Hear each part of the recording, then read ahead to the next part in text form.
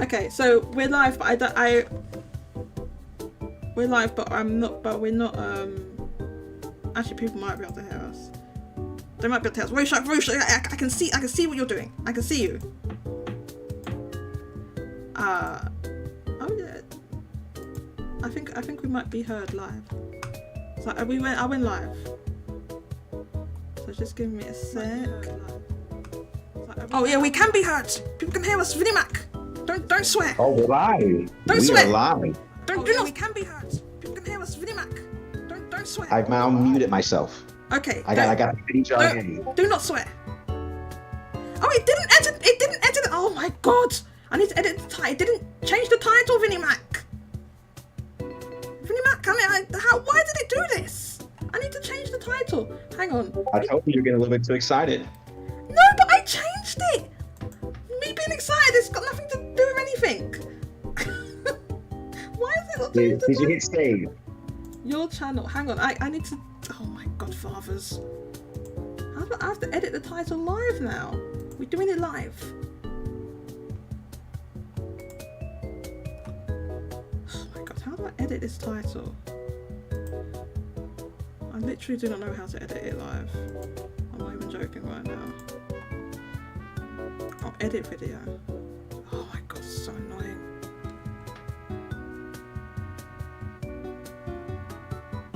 Oh no, it has got the right title in here, so why is it not showing up on that thing then? The hell? This is the correct title. Title required. I did the title. It's already on that thing.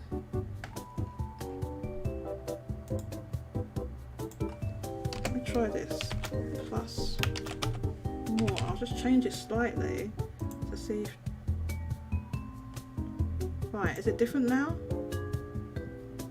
I changed the title. Is it different?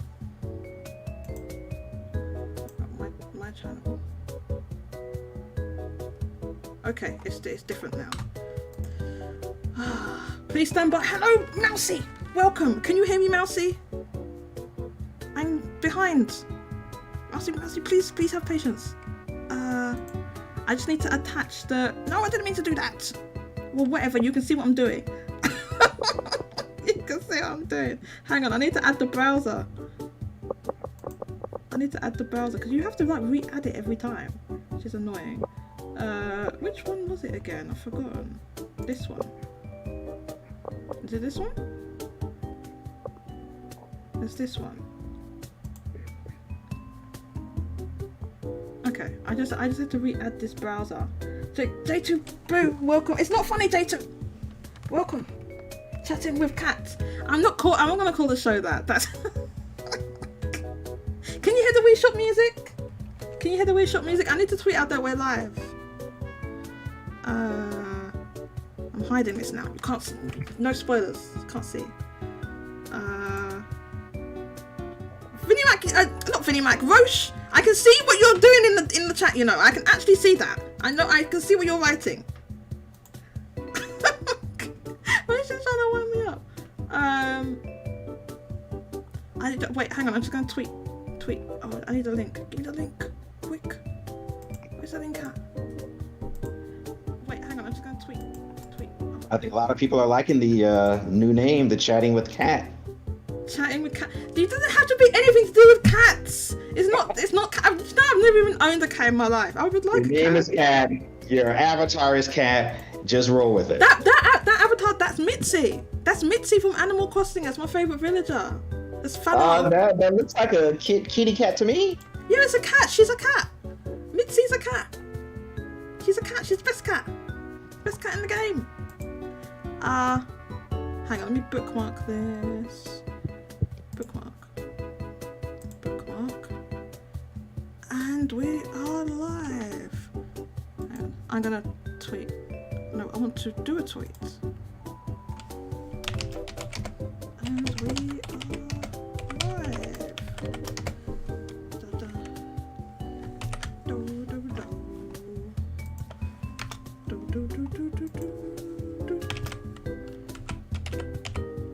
Sorry for the loud typing. There we go. X82. Tweet. spade is a spade. What does that mean? Brooklyn Newsman, are you new here? Welcome. Brooklyn Newsman. Please subscribe to the channel. Please subscribe. Make sure you subscribe to the channel so you can hear more of Chatting with the Cat. No, that's not the name. That's not the name. We're still working on that. We're gonna pull her around. We're gonna get it. I'm not calling it that. It's so lame. That could not be more lame. I'm not calling it that. But welcome, Brooklyn Newsman. Thank you for coming.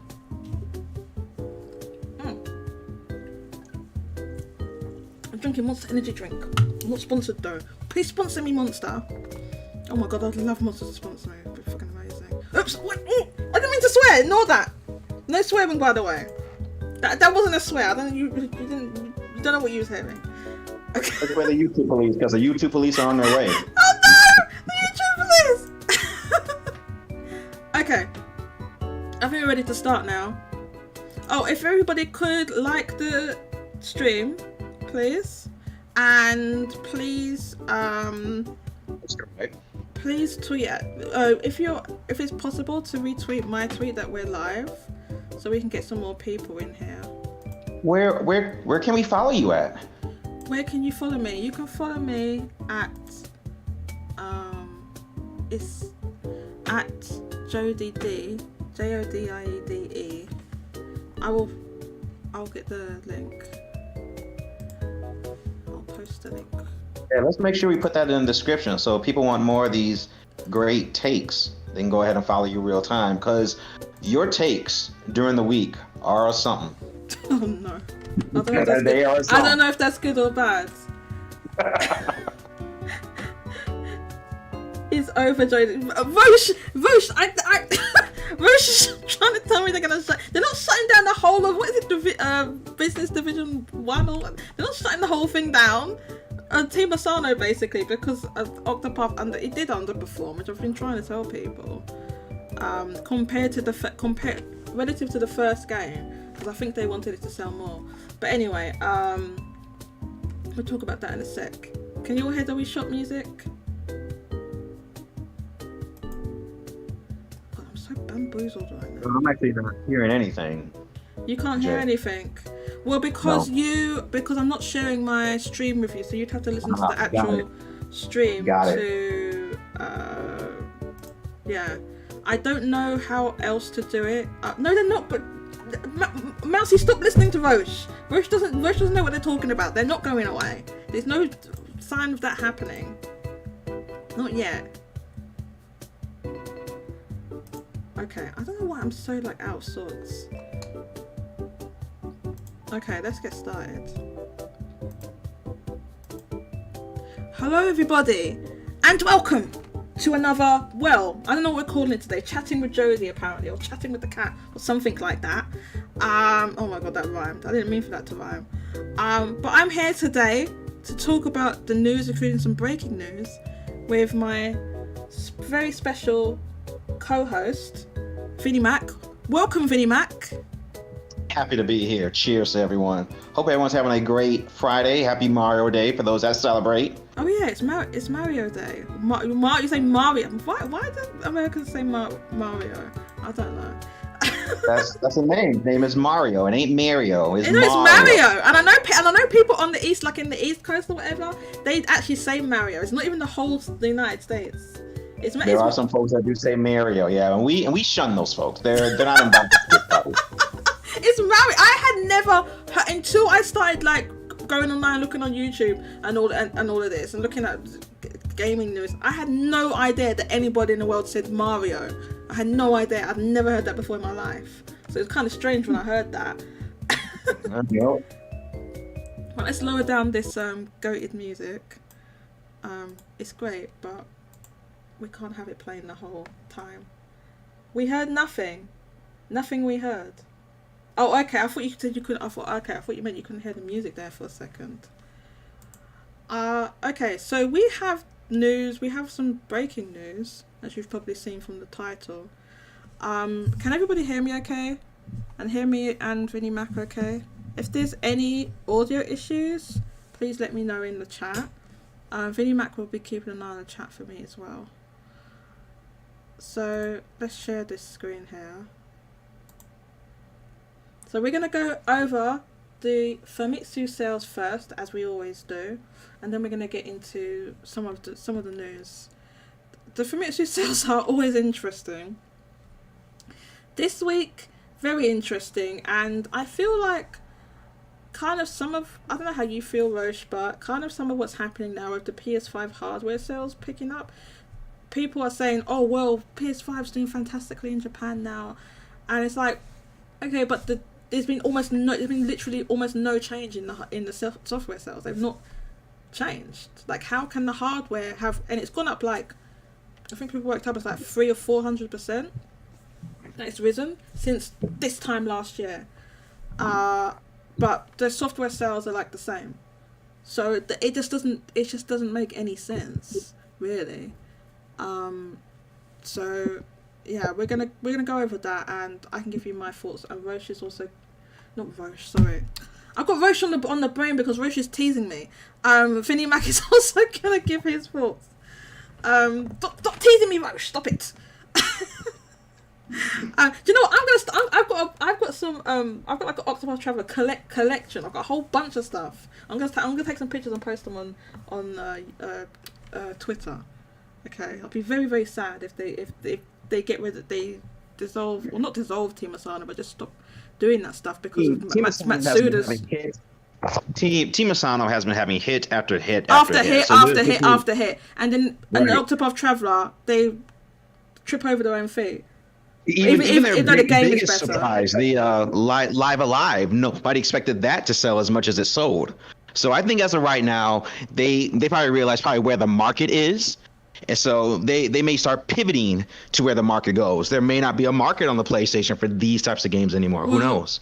Sorry to say, but I have been looking at the sales like comparison on both on Amazon and on the digital, each respective digital store, and it kind of like low key flopped on PlayStation in the West.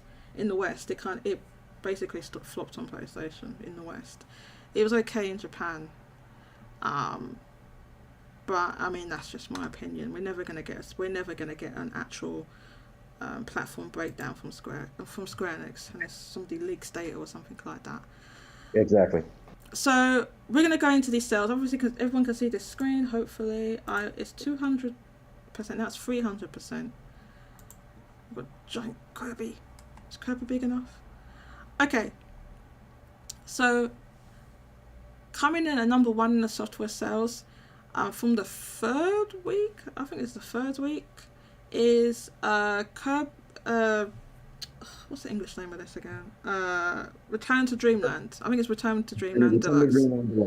Yeah, it was called Wii, Kirby Wii in Japan. But yeah, it's Return to Dreamland is the localized name. So yeah, that remains at the top, and we'll see that there's a couple of new releases this week, and that sold 62,581 additional. So it's a total of now 250,000, and so we have our first new release is Wolong. And this released both on the PlayStation 4 and 5. So we're going to go over both of those. The PS5 version outsold the PS4 version. So that's the second game recently that we've seen that happen with. It also happened with Octopath Traveler. I'll give my reasons why I think now that we're seeing that. Whereas before, I mean, even Like a Dragon Ishin was the PS4 version sold more. So it's not every game, but we're seeing it pick up more recently. So yeah, the PS5 versions are number 2. It sold 30,000. As you can see, the sell-through bar is all the way over, and it's red. As I've mentioned before, retailers are very skittish on ordering a lot of PS5 games because of excess inventory sitting on store shelves basically, and in my understanding in Japan, there's no like buyback thing. They don't have a buyback thing with publishers. So once retailers have bought that stock, that's they just own it. They've got to deal with it. There's no buyback policy or something. So that's why they're kind of skittish on ordering a lot. And you see this one is the sell through is very high. So it's just quite common. We're seeing for PS5 games. It doesn't mean necessarily there's like actual stock issues like there was with we saw this with what's it called? Hogwarts Legacy. That game had actual stock issues. Wolong, as far as I know, didn't. But yeah, that's part of the reason why. Number 3, we have Pokemon Scarlet and Violet, sold another 24.5 thousand. Number 4, we have the PS4 version of Wolong Fallen Dynasty. So this sold 17.6 thousand. So we can see this is like around just over half of what the PS5 version sold. And as you can see here, the sell-through isn't as severe as the PS5 version. And as I said, I think the reason for that is just retailers being extremely skittish on ordering a lot of PS5 stock. Well, you can also point to the increase in PlayStation 5 sales too in Japan. So if PlayStation 5 sales are going up, there should be software that's going up with it. So that can also play into it. So I was going to get onto that. Basically, is that's the reason I believe that why the PS5 versions we're seeing more outsell the PS4 versions. I think what's happening is because the PS4 sales are I mean, it's like half. It's like it's dropped like it's dropping really fast. So I think what's happening is people who own PS4s are now finally able to get hold of PS5s. So they've bought PS5s recently. Is why I think that's happening with some games, that they can get hold of PS5. So that's why the PS4 has dropped, because it's not like the PS4 sales stayed the same and then the PS5 sales are like additional. That the PS5 PS4 sales are dropping relative to it. So I think that's what's happening, is PS4 sales have gotten really low this year. I think it's like so far this year. I think it's around 100k, something like that, physical sales. So yes, that seems to be the reason for that. Number 5, another new entry. So this is Rune Factory 3 Special, and it sold 16.6 thousand, and the sell-through wasn't that great. We can see there's a green bar here. Now I think I did comment on, if I can see my tweet on that, what the previous Rune Factory re-release sold. 1 second. Okay, so yeah, I have it here. Oh yeah, and also I put that even if you combine the Wolong sales, it wouldn't have toppled Kirby, because that's like 47k total, and Kirby was what, like 60 or something. What was it? 68,000. 62. Yeah.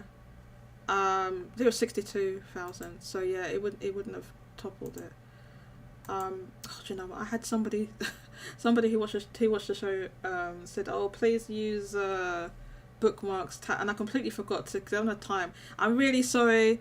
I've forgotten the person's username on the install-based forums. So please use bookmarks. I know you can see me clicking through tabs like this. I'm sorry. I'm all over the place. I know. So yeah, so Rune Factory 3 debut was a lot lower than so this special is like, it's a re-release, right? I think this was like a DS game.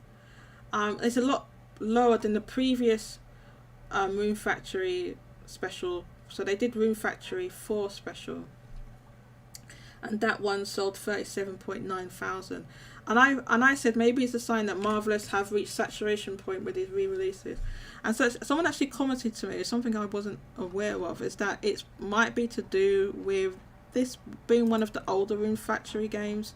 that there's no female protagonist option, and I think there's no marriage options or something like that, and that's why. Because people really, so this is what someone said. Yeshua said to me, regarding Rune Factory 3, unlike the 4th entry, you cannot play as a woman, and there's no bachelor today, which probably limit the potential audience for the game. Because with these simulation games, people like having the marriage options and stuff like that. So, because this is an older entry, it doesn't have that stuff. So the real good thing about Rune Factory is that there is a Rune Factory 5 coming. So the fact that Rune Factory 3 isn't selling really isn't doing anything for Rune Factory 5. So yeah, Rune Factory 5 should maybe push the series forward, and that's going to be something that we need to, monitor the sales for. I thought they already released Rune Factory 5. Isn't it Rune Factory 6 the one that's coming? Or am I going crazy? Maybe it's Rune Factory 6. I know that there is a new Rune Factory coming. There's a new one. There's a new one coming.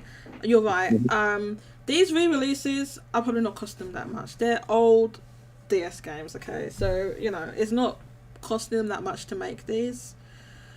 So, yeah, but that's a possible reason why the... I personally, that probably is contributing factor. But I also just think, like, they've just released, like... They're going, like, backwards with the releases and re-releasing them. So there's maybe just a limit for those type of games, and they're releasing them all within how many years? Like a couple of years. You're releasing that many within a couple of years. I mean, I feel like that's bound to happen, right? Right. That's just my opinion. That maybe it's kind of a saturation point situation. Number 6 is Splatoon 3 with an additional 14.7 thousand.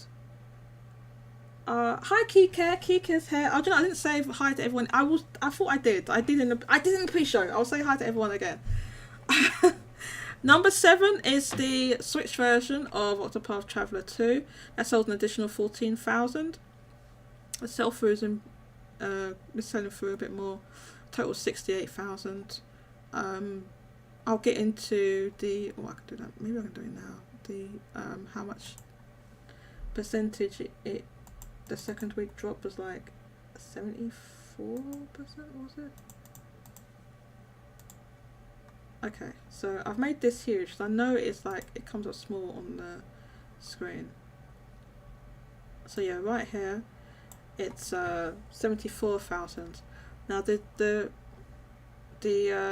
second week drops for the PlayStation versions were actually even better than that. But even though, that's like the positive side, but overall it just sold like a lot less, unfortunately. So yeah, number 8, Hogwarts Legacy sold an additional 13.4 thousand, total of 139.5 thousand. Number 9 is Mario Kart 8 Deluxe. That sold an additional 10,000. Number 10 was actually a little bit surprise to me anyway. This is Metroid Prime, and this sold 7.9 thousand. I'm very surprised by that. I'm wondering if that's due to a renaissance of Metroid Dread, a new interest in Metroid, or is this a little bit more FOMO to maybe buy it to only sell later on? Because I know there's been a lot of talk. So there's been that, Can't find it, collector's edition, limited time. I'm wondering if people are starting getting into that too. Well, let me buy it. Let me keep it sealed, and then I'll pay off my house using this game. So, Vinnymac, you're absolutely right. That has happened because for whatever reason, Nintendo really underestimated how much people wanted a physical version of this game. Because, as everyone here probably remembers, this game was shadow drops during the Direct. It was available to purchase digitally immediately, and it's only was it a few weeks later or something that now the physical version is available. But yeah, Nintendo undershipped this every region, everywhere. It was completely undershipped and sold out. So yeah, so we've seen it just as a repeat of what's happened in other places. This happened in Japan. I'm surprised it's charted for the reason, or charted even in the top 10, really for the reason that Metroid is never been that popular in Japan, just ever, really. And really, the very first Metroid game was the best-selling one, I think, until maybe recently. Metroid Dread did quite well. And the Metroid Prime games, because they're their first person as well, and that's not the most popular in Japan, so that limits its sales. So it really makes me wonder what Metroid 4 is going to be. I'm hoping, keep my fingers crossed, it's going to be third person camera. That's what I'm hoping for. Oh well, you're gonna be taking some strong hopium, Vinnymac, because that's not happening. I very much doubt it. We haven't seen it yet. We haven't seen anything of the game yet. We haven't seen any of the game. But I doubt they would shift it to third person after the first three have been first person. But anyway, it kind of like, when you go into the morph pool or whatever, you can see the third person, right? I guess. Or maybe there'll be a third person option, but I kind of don't think so. But anyway, it's regardless. Yeah, so this charted. So there is somewhat of a renewed interest for Metroid in Japan. Because I thought this would be in the top 30. I didn't think it'd be in the top 10. Let's put it that way. So that's interesting. That is number 10. As for the other games, I just want to go into, like, I'm not going to go into detail into the rest of the top 30 just because it's going to take too long. But I wanted to go into like some of the drops for some of the games that released like within the past couple of weeks, right? Or past few weeks. Surprisingly, Ark Survival Evolved is still... Who's buying... There must be a lot of Ark fans in Japan, because I wasn't aware of this, but this game apparently runs like crap on the Switch. Or it did. I don't know if this is... I think they improved it a bit and it doesn't run as badly. But this is... Yeah, it's sold an additional 6,000. That's wild. What even is this? What is this game? I've done no research on this game. What is it? It's like a survival game where for some reason you're somewhere with like a lot of dinosaurs and other things that I think some of them have been modified, or you have to... It's a survival game where you've got dinosaurs and guns and you have to build stuff, and maybe someone could fill me in because I've never played it. I'm taking a look at it. I'm taking a look at it right now. It's kind of a wild kind of game. There's lots of dinosaurs and creatures. You can tame them and ride them, and I don't know. Also, I don't know. But it's kind of a janky game. Like, it's janky on every platform. It's just a janky game. Right. It looks like it's like a first-person sort of game. Okay. Yeah. So it's in first person, I believe. So. Something for the collection. Buy it now. In 3 years, it's gonna be worth like $1,000. Watch. Well, this particular game, I can tell you, like games like definitely Metroid Prime is definitely one to buy, if you are a collector. Another one to buy that's immediately gonna go rare is that Bayonetta Origins game, because that game's not gonna sell that much. They're probably not printing that many. So if you people love dinosaurs. Kike is here in the chat. And let me say hello to everyone before we go on. Kike, I love that you're using the live. Thank you for using that live chat room in the live chat room that I made. So it's not. Thank you for putting that on there. If anyone wants to join the Discord, Kike is in the Discord. How do I? Oh yeah, invite people. I'm gonna make a little invite link. I don't know why it always puts a limit on it when you like generate a new link. Okay, so I'm gonna drop this in here. Where's the paste? They patched Ark. Did they patch it, Mousy? They patched Ark. Alright.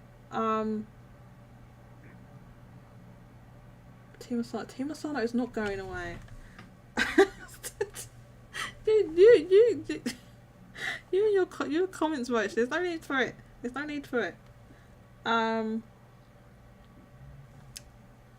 Yeah. So Roche Roche, not Roche. Keycare said at work, but can still send comments. Rune Factory 5. Oh, Rune Factory 5 did come out. 4 specials released before 5 came out, and there was a big gap between OG 4 and 4 special. Okay, right. So there was a big gap, but I feel like there wasn't that big of a gap between 3 special and 5 was the last one that just came out, right?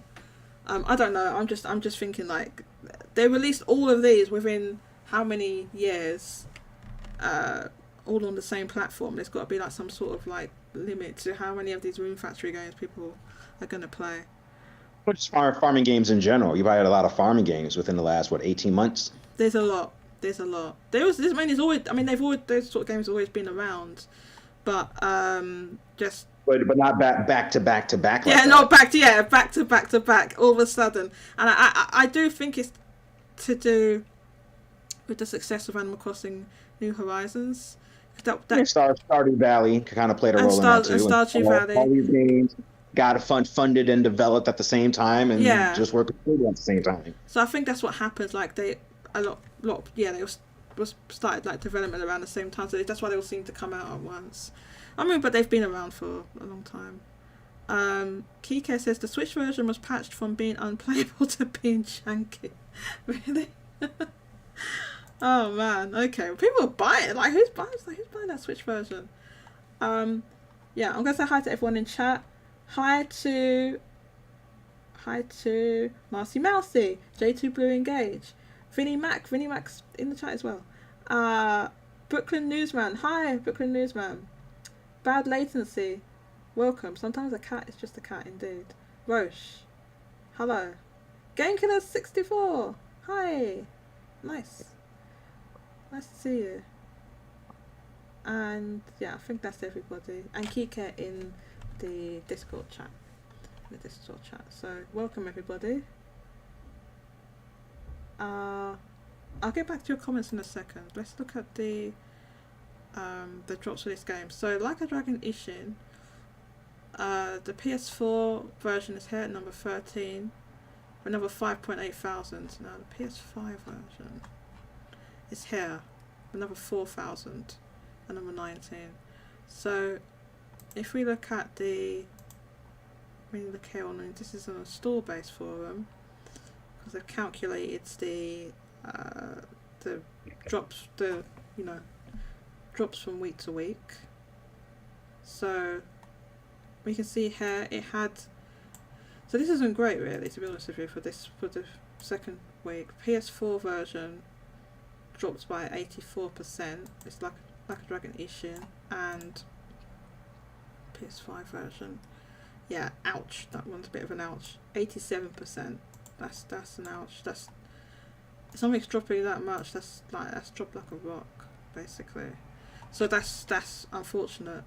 Now on the other hand, like I said, the PlayStation versions of Octopath had very good second week drops. So for those who don't know, typically for like an RPG, like anything below 80% is good because they usually don't have very long legs.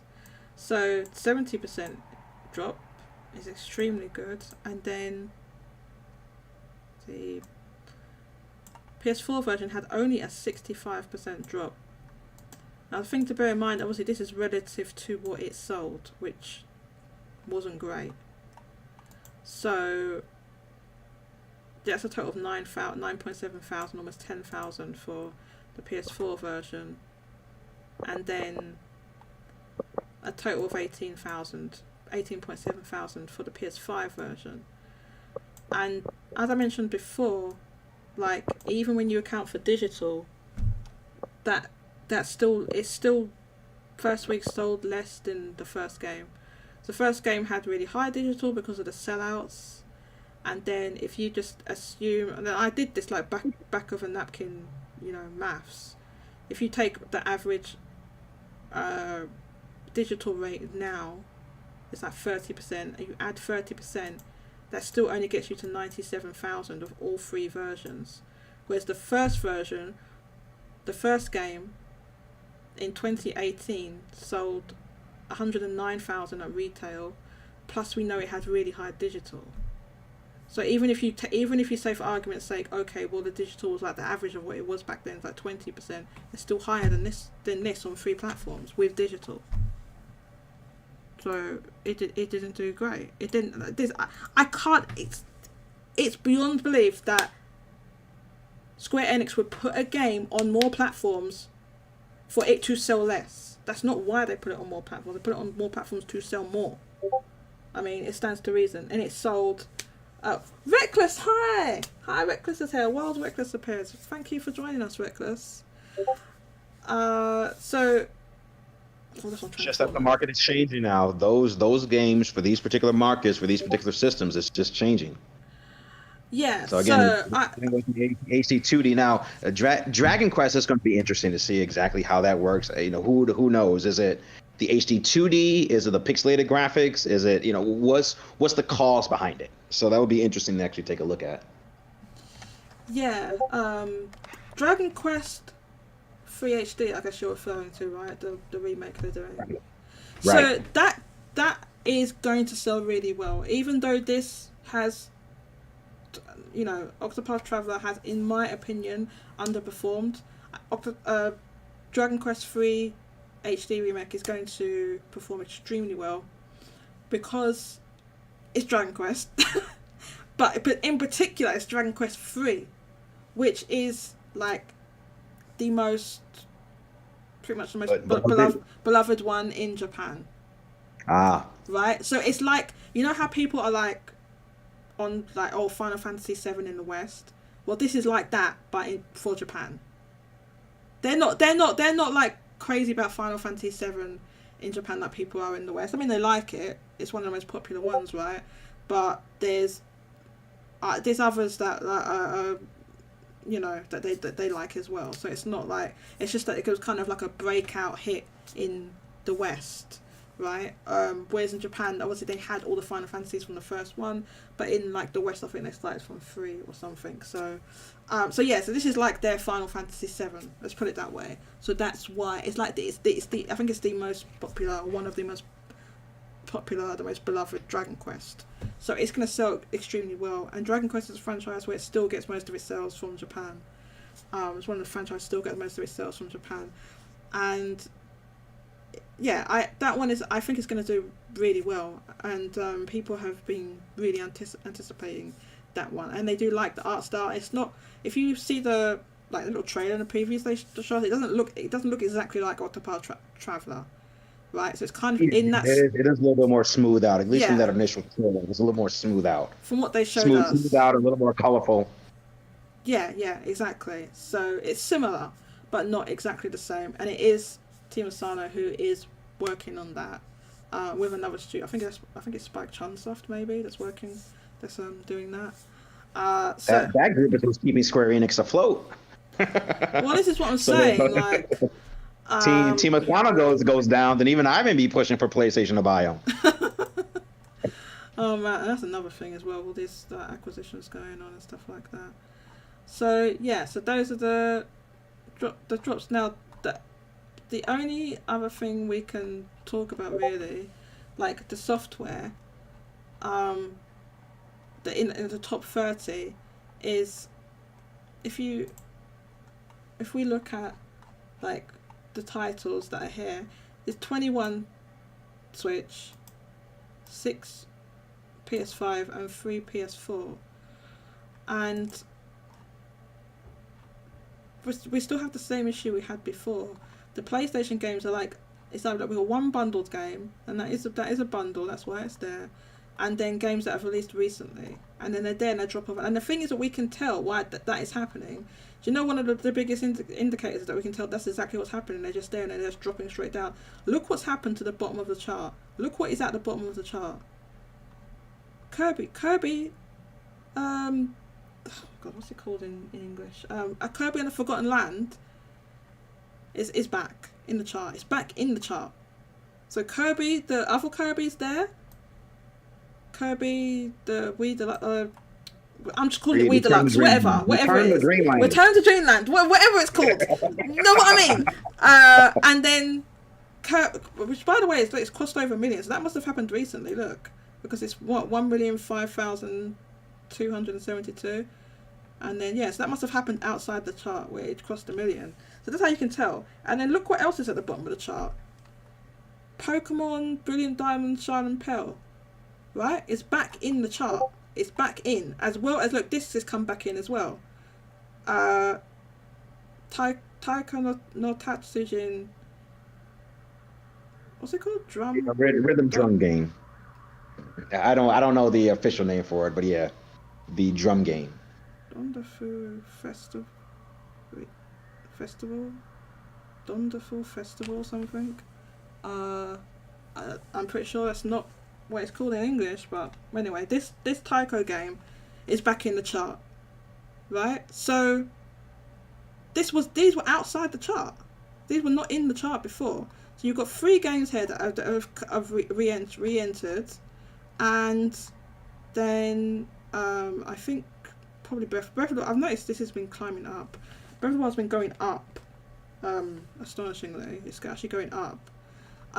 So the way you can tell that is because these games must have been just like, if you imagine, because we only got the top 30, so there's stuff that's outside the chart that we can't see. So these must have been just outside the chart, and then when those PlayStation games drop out, they just reappear like that, because they must have been there the whole time.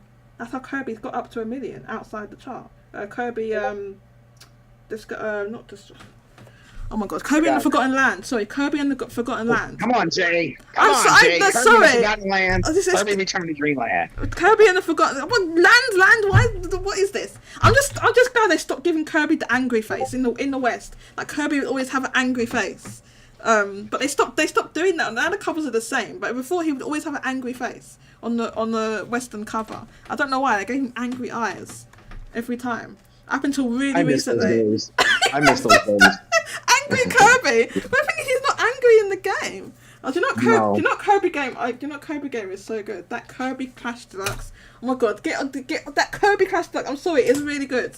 It's really good. That game that's kind of like sort of free to start or whatever. Just ignore that. Buy the gem apple tree, the maximum gem apple tree. You'll never have to drop any money into it again. It's not like continuous microtransaction thing. Just buy the maximum gem apple tree thing. It's like £25, $30 or something like that, and then you just got the full game basically. And it's like a boss rush game. It's a boss rush game where you play with 3 other Kirbys at different classes. It's really good. I love that. It was on the 3DS. I didn't really like it on the 3DS. I don't think I really played it that much. And then for some reason it was on the Switch. They improved it on the Switch. I played it on the Switch. On the Switch. What's not the Super Switch? And it's really good. The only thing that messes it up is that the Nintendo's Wi-Fi or online isn't the best. And then you've got people using their janky McDonald's Wi-Fi, so you got everyone's moving in slow motion. Oh my God, it's so funny.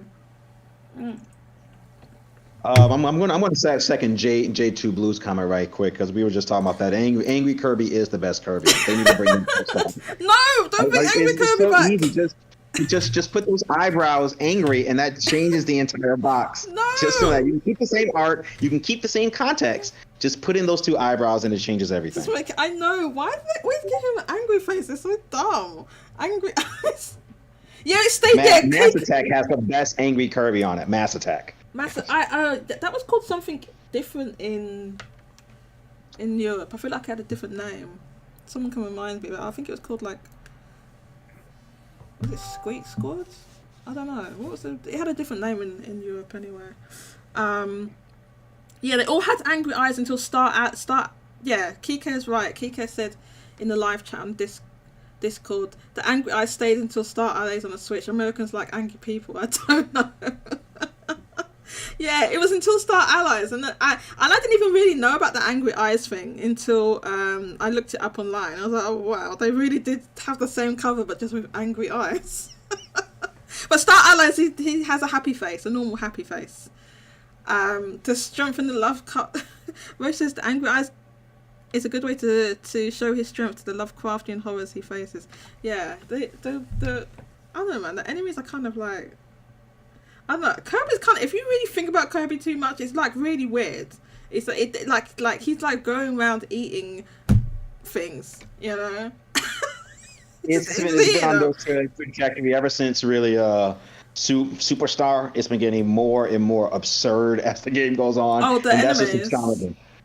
Starts off nice and cute, and then you wind up facing some angry god for the 5th time again. So, okay. And there's always more lore. There's always more Kirby lore in every game. There's lore that connects to other lore. So us Kirby fans, we know the history of Kirby now. Oh, so you're a big Kirby fan. So I wasn't really a big Kirby fan, to be honest. Shame on you. Shame. Until like I played a few Kirby games, but like Forgotten Land, I really enjoyed. And yeah, so I haven't played the other games and seen like the bosses, but I can see what you mean, because that kind of thing happened in Forgotten Land with the bosses, kind of getting really weird. Yeah. Vinnymac, do you want to do the comments on YouTube? Or I'll do it. Let's start off with You can do it, yeah. So let me scroll up just a little bit. So we're going to start off with Game Killer 64. If Team Asano stays on Switch and PC, he's cool with that. I think a lot of us would just like for Team Asano to be integrated with Nintendo. So give Team Asano a Mario and Luigi RPG, and let's see what they can do with that. Oh my god! I bring back Mario and Luigi, please. I'm so cross about bring back Mario and Luigi. I agree. I don't know why, but Wulong feels somewhat generic. I can see that. It's like it's trying to be Neon, but doesn't want to be Neon. Oh, yeah, I can see what you're saying, because, I mean, I haven't played it, but some people that did play it said that it's kind of like, obviously it's kind of like Neo, but it has, like, maybe not as big a budget as Neo. It's just what people said. And I did see the digital... I never got into those Soulsborne type games. Those games just don't interest me. Anything with that sort of aesthetic doesn't interest me. I don't think this is that quite, but it still has that same art style. It doesn't really appeal to me. But I can see what they're saying just from the history of Neon. Game Killer 64 is talking about I caught the FOMO and got Prime physically this week. I'll be surprised if they do a release on other Prime games. I wonder if they would do the same fashion. I accidentally got 2 Prime because my accidentally my GameStop did not ship it online. So I went to the actual store and bought it, and then it just came in. So I got to take that back. But I'm also one of the ones that kind of just bought kind of FOMO. I was not interested in getting it until I heard there was like a limited print and you couldn't find it. So I'm like, well, let me get it for the collection. And then it seems like if you hunt for it, you can probably find it. So if you really want that game physically, you probably got to do a little bit of work, but you can probably find it. I saw it on Amazon, but I didn't buy it at the time. Because I didn't realize it was going out like just selling out like that. And I was like, oh, I'll just get that later. And then I heard about the sellouts, because I couldn't buy it through Nintendo. So I think maybe some stores have now actually got the stock after it did initially sell out. And I think Nintendo actually maybe put out some sort of statement saying that they were going to get some, because it's not a limited release like the Mario 3D thing. It's not meant to be like that. It's just a normal release, but they just didn't make enough. Right, because who wants to buy a 20-year-old game physically again? Right, you can buy it digitally. To go with Game Killer 64's second part of that comment, in terms of Prime 2 and Prime 3, I guess we're going to see what Prime 4 fits in. If Prime 4 is going to be a next Nintendo type game, I can see 2 and 3 coming in this year. And then Prime 4 will be a launch title, so we'll just have to see what the next 6 months have. I think it would be cross-gen. Bad Latency says Arc is huge in Japan and Switch version got a complete rebuild. Oh, really? I didn't know that. J2 Blue says I never played a Rune Factory game, but I heard 4 is the best one. Okay. Is that a DS one? Mm-hmm. Roach says Nintendo underestimated Metro release, but can't blame them considering the digital release first and the popularity of the franchise and sales history. I agree with that, especially in my opinion. I was having some conversation with friends on this. Nintendo hasn't really trained the Nintendo audience for first-person shooters games. So you don't really have a lot of first-person shooters, one by Nintendo, two just third-person in general. So when you have a third-person game, I'm wondering how the community takes to it. But it is Metroid. There is a Metroid fan base out there. And with word of mouth, there's probably spills on it. So again, I'm interested in the direction where Metro 4 is going to go. I'm underneath the impression, tinfoil hat, I think it's going to be third-person camera. You heard it here first. But I'll be surprised if it's first person. I'll just be surprised by that. You're on some copium, man. You're just huffing copium. I don't know why a first-person game would take this long to develop. If it's just a simple first-person game, I don't know why it's going to. I have a feeling. I don't know why it's taking this long to create. I think basically when they rebooted it, I think they may have started completely from scratch. I have a feeling that maybe that's what happened. All right, well, we'll all see soon enough. Yeah. Let me go back. Lost my place. In my opinion, PlayStation primarily wants RPGs that are action, and Nintendo gamers want turn-based on average. We'll see when we'll see with that. That is a trajectory. I think it has to do with. Not necessarily. I mean, I think on both platforms, people like both. When it comes to like, I guess when it comes to like the, what you call the bigger releases, I guess, or I could say in terms of what is promoted, because both platforms, they have all the genres on them. But if you look at what is promoted at their relative, events like Direct or State of Play, like. Say State of Play is pushing that Eternites. Which is supposed to be that it's not turn-based. Spiritual successor to Persona 4, so they are pushing that. It's not that is an action game. It's not even turn-based. Is it? Yeah. I thought that was turn-based. No, it's not. It's an action game. Nope. Dragon Quest will be interesting since we're also taking a more mature tone with the story as well. They didn't say that. Yeah, I don't remember. That's not exactly what they said. If you like look at it and read between the lines, what Hori said was it's going to be for people, for adults that grew up with Dragon Quest. So you need to really think about like, when it comes to, mature, they're not going to do what they did with Final Fantasy. Think about how they could possibly do that. They're not going to change from the Toriyama art style, that's for sure. They're never change the art style. You can't change that. You have to have that Dragon Ball style art style. I don't know how you can darken that up. I don't know how you can look at the enemies and look at what is the enemy, what is the mascot of Dragon Quest? The slime. It's a blue slime with a smiley face. How mature can you make that? You have to give it the angry Kirby eyes. Give it the angry Kirby eyes. Then that's mature now. But they can. I mean, Final Fantasy turned dark ever since 10 into the 13. So it kind of it changed its stripes too. So who knows? Who knows? Dragon Quest could look like Final Fantasy 16. Who knows? I just don't want them to make it. Do you remember? I really hope they don't do this. Do you remember Jump Force?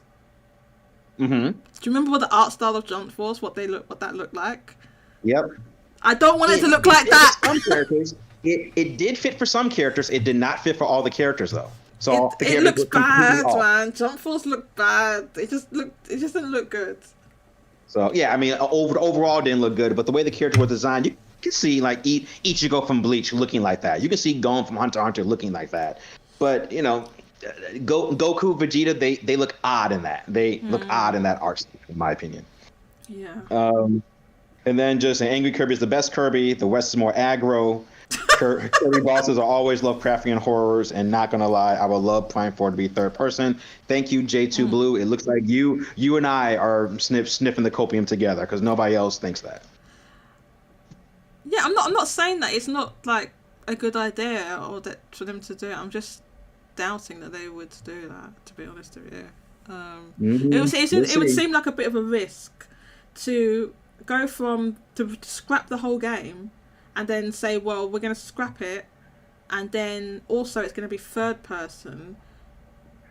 But maybe different from the first free game. Development first was doing it first person, and it was horrible, and then they opted for a third person camera. Apparently, it was Bandai Namco that was doing that. I mean, that's the rumor. Maybe they did a horrible first person version. What first person games has Bandai Namco ever made? And that's the thing. That's probably why they were bad at it. So, well, appreciate everybody making comments. Thank you for that. Thank you. And did you want to speak about your breaking news? How you were right all along, Joe? Well, We will, but first we're going to do the hardware. Vinnymac. Oh, yeah. We want to talk about the hardware. I want to talk about the hardware. Let's talk about it. Okay. So, Vinnymac, do you want to go over this or shall I go over it? Why don't you go over it and I'll just make my comments along the way. Okay. So talk about how great the PlayStation 5 is selling in Japan and why that's important. So, I don't know whether you're being sarcastic or not. So, so this week was another strong hardware week, in my opinion. The PlayStation 5 crosses a milestone in Japan, on paper, I'll say. 3 million sold in Japan. Now, I have my opinions on whether they are actually 3 million in Japan. I'm thinking probably not. But yeah, 3 million is what we have. This is the Famitsu sales. The Famitsu sales. So are you saying they were sold in Japan 3 million, or you have 3 million walking around in Japan? They were sold. They were all sold in Japan. They were all sold there. But I'm just saying whether they remained there. Okay. I'm picking up what you're putting down. Right.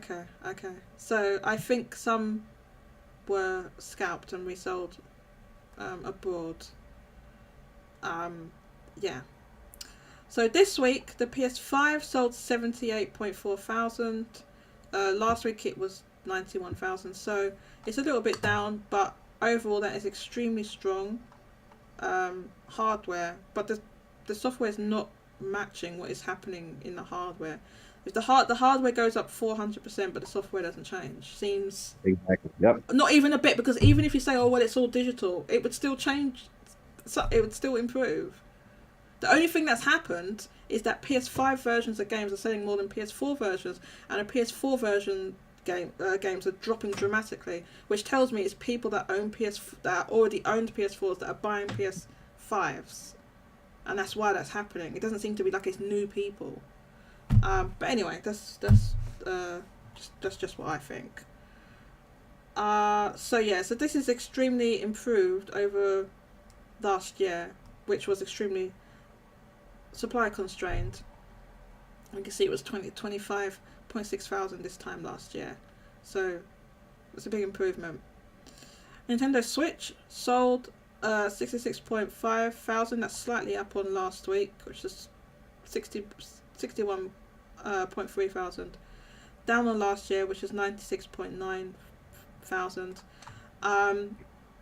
The thing to remember of Switch is that it is in its 7th sales year. So it just had its 6th birthday, but it's its 7th sales year, because obviously you start counting from the birthdays are from the first birthday was when it had been out for a year, right? So that was this first birthday was its 2nd sales year. So at this point, to be even selling 66,000 is strong for being that old, because if you can compare it directly with like the 3DS, for example, which I think was doing maybe 20 to 30,000 at the same point in its life. So it's stronger than that, right? But obviously it's not going to continue being, as high as it was. So that's why the PS5 now with like normalized, the PS5 has like normalized supply. So we're seeing the PS5 hardware sales improve dramatically, but like I said, the software is just like in a strange situation, and it's not improving relative to the hardware improving as much as it has. It's just to me, it doesn't make any sense. I'm like, oh, are there a whole bunch of people just buying PlayStation 5s? As well as the scalping issue, people are just buying them and then like just not really buying software for them. That also could be it too. I mean, there are some PlayStation games that are coming out, so maybe this is just in preparation for that. And so when I bought my PlayStation 5, I didn't open it for about 5 months, even because there wasn't anything for me to play. So I can see that. I guess the big trigger for me, and we talked about this before. I guess the next big PlayStation 5 game is going to be Final Fantasy.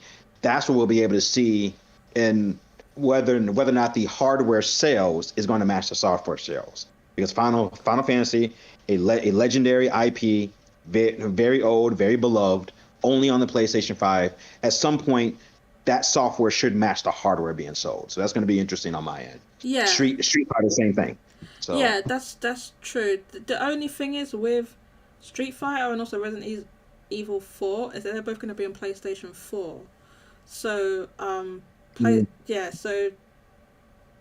so obviously that skews things a little bit if there's a PlayStation 4 version available as well. But obviously Final Fantasy 16 will only be on PlayStation 5. So it's actually not. I kind of lean to what you're saying, Vinnymac, about people buying maybe one like in anticipation already for a big release. The only problem really in terms of like the health of the software sales is that like the stuff that's in between the big releases isn't like selling that well. So it there needs to be more than just like just big tentpole releases. There needs to be stuff in between, and then for whatever reason, the stuff that is in between is just not selling that well. I agree. And there's like a lot of like multi-platform releases you'll see, and then obviously just because of sheer numbers as well, you'll see stuff sell more on the Switch. But even stuff with like a few specific exceptions, like even stuff that was like would sell like that only was on used to be only on PlayStation or would sell a lot more on PlayStation is now just selling more on Switch. And there are some specific exceptions to that. Like for example, we saw with Crisis Core, which sold a lot more. I think it was maybe twice as much. I can't remember. On PlayStation. So there's specific examples. Is that still true as of now, or did those drop off? Sorry. Is that still true as of now, or did that drop off? The PlayStation, as far as what we can see, because obviously we can only see it whilst they're in the chart, but the PlayStation version drops down, and then the Switch version did remain for quite a long time, and the Switch version eventually outsold one of the versions. I can't remember if it was the PS4 or the PS5 version. I think it was a PS4 version. I think it outsold one of them, but it didn't outsell both of them combined, if you see what I mean. So there's some specific examples like that, where that's still selling more on PlayStation. Obviously, we know the reasons for that. We don't need to get into that too much. But most stuff that's multi-platform, if you have a Switch version, you're at least doubling the sales potential. Because if you have, and when I say that, I mean like if you like a lot of things now, there will be PS4 and PS5 versions, right? So if you're having a Switch, PS4 and PS5 version, right, the Switch version will be the same or more as the PS4 and PS5 combined. That's what we're seeing, like with a lot of releases, with a few specific examples like Final Fantasy VII Crisis Core, right? Which is, it's obvious why that didn't happen with that release, right? So, so like even things where they would sell like a lot more, or it's like shifting, like with the Atelier series, which was previously like almost with a few. I mean, there was a couple of DS releases or something, but they were almost all on PlayStation, right? And then they started releasing them day and date on Switch. They put the collections on Switch and day and date, and then gradually it's just, shifted over with that one. So it's possible for publishers to stave off the decline that we've seen with PlayStation. And to be clear, this decline, it didn't start with PlayStation 5 and these scalping issues. It's been going on for like 20 years. It's not like a new thing, you know. Right. Right. It's just, I think what happened is that this is my opinion, okay? I think the scalping exacerbated what was already happening. Is what I think. But the hardware numbers are encouraging, at least in the sense that people can now, if they want to, pretty much walk into a store in Japan and buy a PlayStation 5. So we've seen that many people have talked about that. We've seen Genki talk about that, and you've seen his photos and photos from other people as well. So we know that, like, if you want a PlayStation 5 in Japan, you can just get one, right? So that's why software should improve. Hopefully, we'll see. When it comes to releases on PlayStation, yeah, what we've got coming up, like in the immediate future, would be Resident Evil 4 remake. You got Resident Evil 4, and then don't you have the Horizon Forbidden West DLC coming out soon? I don't know when that's coming out, but even when it does come out, like, we won't know what it sold, unfortunately. This PlayStation tells us, because it's not going to be a physical of that. Right. I guess my point with that is that could drive sales for the Forbidden West. That could renew interest. I see what you mean. Like people buying copies of it. It's possible. Yeah. It's possible, yeah. So yeah, let me finish off the hardware here. So PS4 still selling, as we know. They kind of made some more like end of its life kind of more last run of PlayStation 4s. That sold 1,600. Not too much to say about that. It's about the same as last week as well. Now, Xbox Series, I did have someone that asked me, like, what on earth is going on? What happened with it? So we did see, like, leading up to the end of last year, that we were seeing like sales of like around 1,000 or below. We weren't seeing the big like 10,000s or whatever anymore. And then until recently, like was it a couple of weeks ago, the sales went up ahead of the they increased the price. And to date, that price increase only happened in Japan. So I thought, oh well, they're going to, other regions, they're going to do this price increase. No, it's just Japan. So they increased the price of the Xbox Series consoles in Japan, and because that happened, people obviously heard the news, and then they rushed out and bought them, and they probably sent more stock as well that week. So it went up. It was several thousand. I can't remember. It was like 6,000 or something. I can't remember what it was now. So it went up, and then since then, since we had 2 or 3 weeks, it was maybe 2 weeks of it higher, it just dropped off again. It's just dropped off. So we have this where it sold 848 this week. Last week was 727, right? So this is like half of what it was before last year. Yeah, someone, I don't know whether I have that here, but someone did ask me like what on earth happened.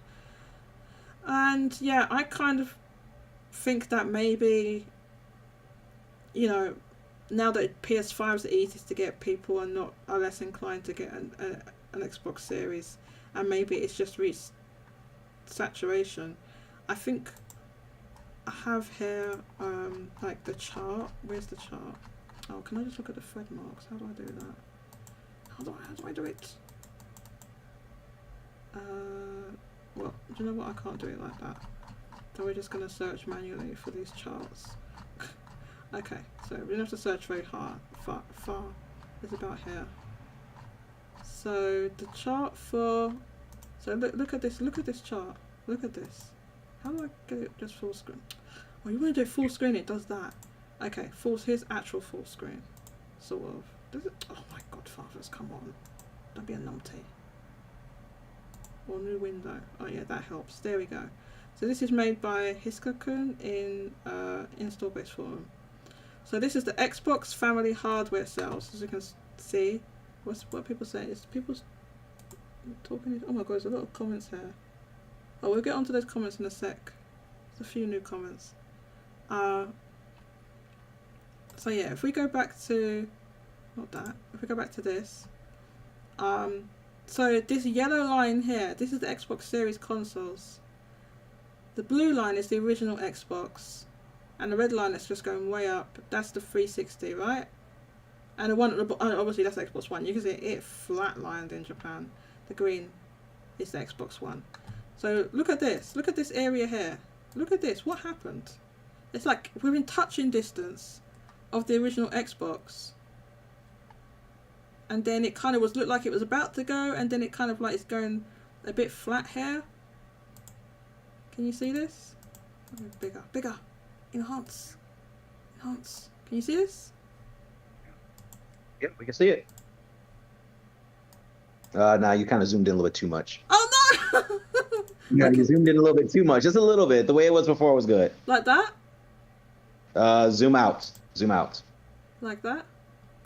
You want to minus it out. So zoom out. So whatever percentage is in, zoom it out. A little bit more. 150, 125 now. Oh, you want it full screen? Just do 100. That should be enough, so we can see the entire graph. Oh, okay. Okay. So that's good. That's good. You may have to manipulate, go up and down, but yeah, that's good. Yeah. So right here, it was about. So it will reach it within a few weeks or something, depending what the sales are. There might be a really good sales week next week, and it just goes straight above it. But it's like within touching distance of the. This is the Famitsu sales, by the way. Do you want to see the Media Crate sales? Because the Media Crate sales, it doesn't look anything like this. Media Crate is like half of what Famitsu's tracking, around half. Now, why there's like such a big gap between the Famitsu and Media Crate, no one knows for absolute certain. There's a few different ideas as to why that has happened, taking into account what different stores they're tracking and stuff like that. But it's a huge discrepancy. It's a huge discrepancy. I can show you. So that is that graph. But if we look at the Media, the Media Crate one. Where is that one? Oh, I thought his Goku made one. Hang on. I need to look. I could have sworn they made one.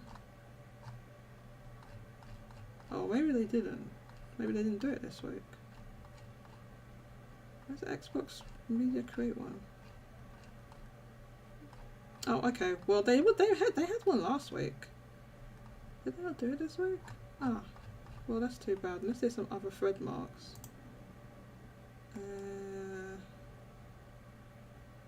Oh no, it's this one. Here we go. I think they did do one. Did it open? Where is it? New tab. Okay, Media Crate. That's the Switch one, Switch Monthly, Switch Hardware. Which one's this? Switch versus DS. What's this one? PS4, PS5. Xbox Series year-to-date hardware. Xbox Series year-to-date oh, right, this is it. This is it. This is the one I was talking about. It's this one right here. Media Crate hardware accumulated sales monthly. Right, so... Oh my god, fathers. Like, what are we doing here? This is it. Now, look at this compared to this. This is the Famitsu sales, right? So it's the same thing, same colours. Yellow is Xbox Series, blue is original Xbox. Now look at the Media Crate. Blue is original Xbox, yellow is Xbox Series. Look at the difference. Look at this versus this. So this is different tracking organisations. This is Media Crate, and it's like way off original Xbox, as you can see. It's like half. And then then with Famitsu, it's almost touching it. So you tell me what's going on there. What? which one's correct? Which is correct? Well, I'm not seeing a huge increase in Xbox games, so I'm a software to hardware guy. So I'm thinking there's slight increases. I don't think there's a big of a jump that you're seeing there. I know there was some Xbox bundles, so I know that was up within the last couple of weeks or so. So that may have inflated the amount of Xboxes out in the wild. But I do think it is a steady graph. Well, no, they've been this has been going on for 2 years. However, the Xbox Series, does that include the Xbox One as well? So does that include Xbox One, Xbox No. Series X and Xbox? No. The Xbox One is the green one, and then the Right. yellow is Xbox Series X and S. S and X. Yeah. You see what I mean? So you can see there's four different generations of Xboxes, right? So you can see the 4 different colors here for each generation. Okay, I see that now. Okay. Now who knows, right? Yeah, so no one actually knows which one's correct. It could be like the truth is somewhere in the middle. But there is no actual way of knowing. All we can see is that there's like a giant it's not even like a little discrepancy, it's huge. It's like, and it's enormous. So we don't know which one's correct. Like I said, it could be in the middle. But anyway, according to Famitsu, it's within touching distance of the original Xbox. So it will cross that. Getting to 360 numbers, I don't know. That's another bit of a stretch, because the 360 sold like 1.5 million total in Japan. So I don't think the series consoles will sell that much. Even going by Famitsu, I don't think it'll sell that much, because it's on about 400,000 or something now, right? Let's see, where is it? 430,000 according to Famitsu. So like it needs to sell over 1 million, and it's we're more than 2. It's over 2 years into the life cycle. So anyway, we've been going on for that for quite a while. So let's finish with that, Vinnymac. Vinnymac, what do you say? Because we're going to get into the overtime situation. Are you there? Yeah, let's get into overtime situation from here. As of right now, there really isn't any software to really push the Xbox over. So if you are in Japan, you're buying an Xbox just because you just want it. It's for Game Pass. Or there's some game download that you want in the future, but there really isn't anything there to compel you to buy one. It's mainly for Game Pass, right? Like, which is obviously the Series S is like a good machine for Game Pass. I agree. It's a perfect machine for it. Nice and kind of sleek. Low memory, low cost. It's a very small entry fee to get into gaming, and then on top of that, it can play all the AAA games that the X can play. Yeah. I know there's some dispute about that. I know some developers don't like the fact they have to create 2 different versions, but more games that. and more people's teams, right? I could see that. Has everybody hit that like button? Please hit the like button. Have I hit the like button? Probably not. I'll do it with my. I need to. Oh my God! What is this? What is this Spanish? What is this Meta Knight thing you've put in the? Oh my God! What is this GIF? That's in the chat in the Discord. Is Meta Knight inside of a fish? That looks so creepy. Okay, well, I'm going to talk about a few of these. Let me look at the comments here. Oh man, there's a whole bunch of comments. Yeah, I'll pick those up. Don't worry about it. I got it. Nintendo is really in the most interesting position in Japan in forever. They just need stronger hardware, and they will have a monopoly over Japan. I don't know about a monopoly, though. And I don't really know about if they need, quote-unquote, stronger hardware. I think that's more of a Western take. As long as the video games are there and they are run and that's what people want to play. I think better is probably a better word as opposed to stronger. That's just my opinion. The Horizon DLC will be released a week before Elden Ring expansion. Horizon released traditional live. I wasn't aware of that. Okay. I will be playing the Horizon DLC. I actually love that game. So I'm not a big fan of it. Yeah, I like the first one though. Shameful, Jody. Shameful. Listen. No, because you've brought it up now. Do you know why I have not played it? Do you know the reason? Because let me tell you something. Sony first party games, they put the price up, but they put the price up exponentially in Europe. In Europe, the price is £70 or 70 euros, which equates to like $90, by the way. So it used to be like they were £50, which would be about $60, but then they put the price up to £70, which is over $90. So that's like ridiculous. Like every other game that's put it up to like $70, it's like it's the equivalent cost, right? So it was going to go up to like £60 in the UK, right? But with that, they decided to just put the figure the same, 70. I was like 70 there, 70 there. But obviously it's not equal, right? So it's gone up like 30%. I'm like, well, I'm not paying like nearly $100 or whatever for a it's just too expensive. So I decided to wait. Even though I liked the first game, right? Because I feel like if they had put it up by the equivalent, and I've been saying this for like 2 years, if they had put it up by the equivalent, so that it was the same like $10 increase, I wouldn't have minded, right? But it's just like I'm like, okay, that's like really cheeky to put it up by that much in Europe, you know. Every other publisher that's put their prices up, they've put it up relative to the exchange rate, except for Sony, who decided to do it by like over 30%. So there you go. That's why I haven't played it. Well, if you do get an opportunity to play it, let's say you're at a shop and you get it for cheap, it is a phenomenal series. I liked the first game. As I said, I finished the first game. Yeah. The SS reached saturation, but they don't really send Xbox Series X, which makes it worse. Wonder how much stronger the Super Switch has to be for it to completely take over Japan. Let me guess, is it Game Killer that's saying that? Is Game Killer saying Super Switch? It's Game Killer, isn't it? Game Killer, what? And he's capitalised it as well, like it's a thing. That's not a thing. It's not Super Switch. It's so funny, he always says that. If there was only way for the dock to greatly increase performance, I think it's going to be a Nintendo version of the Steam Deck. I think it's going to be a little bit bulkier.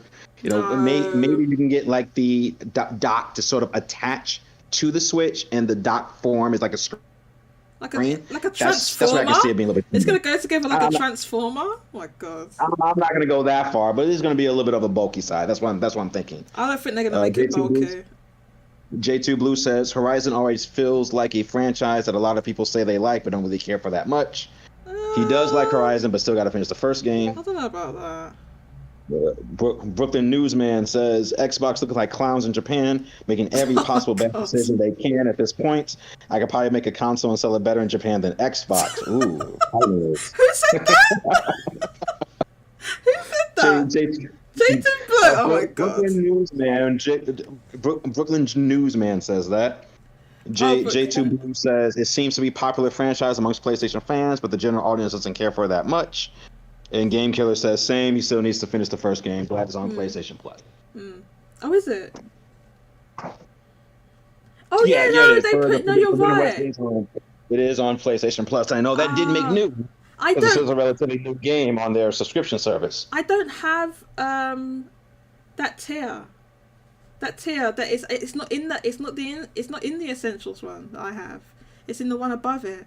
I forgot what it's called, Premium or something. It's in that one.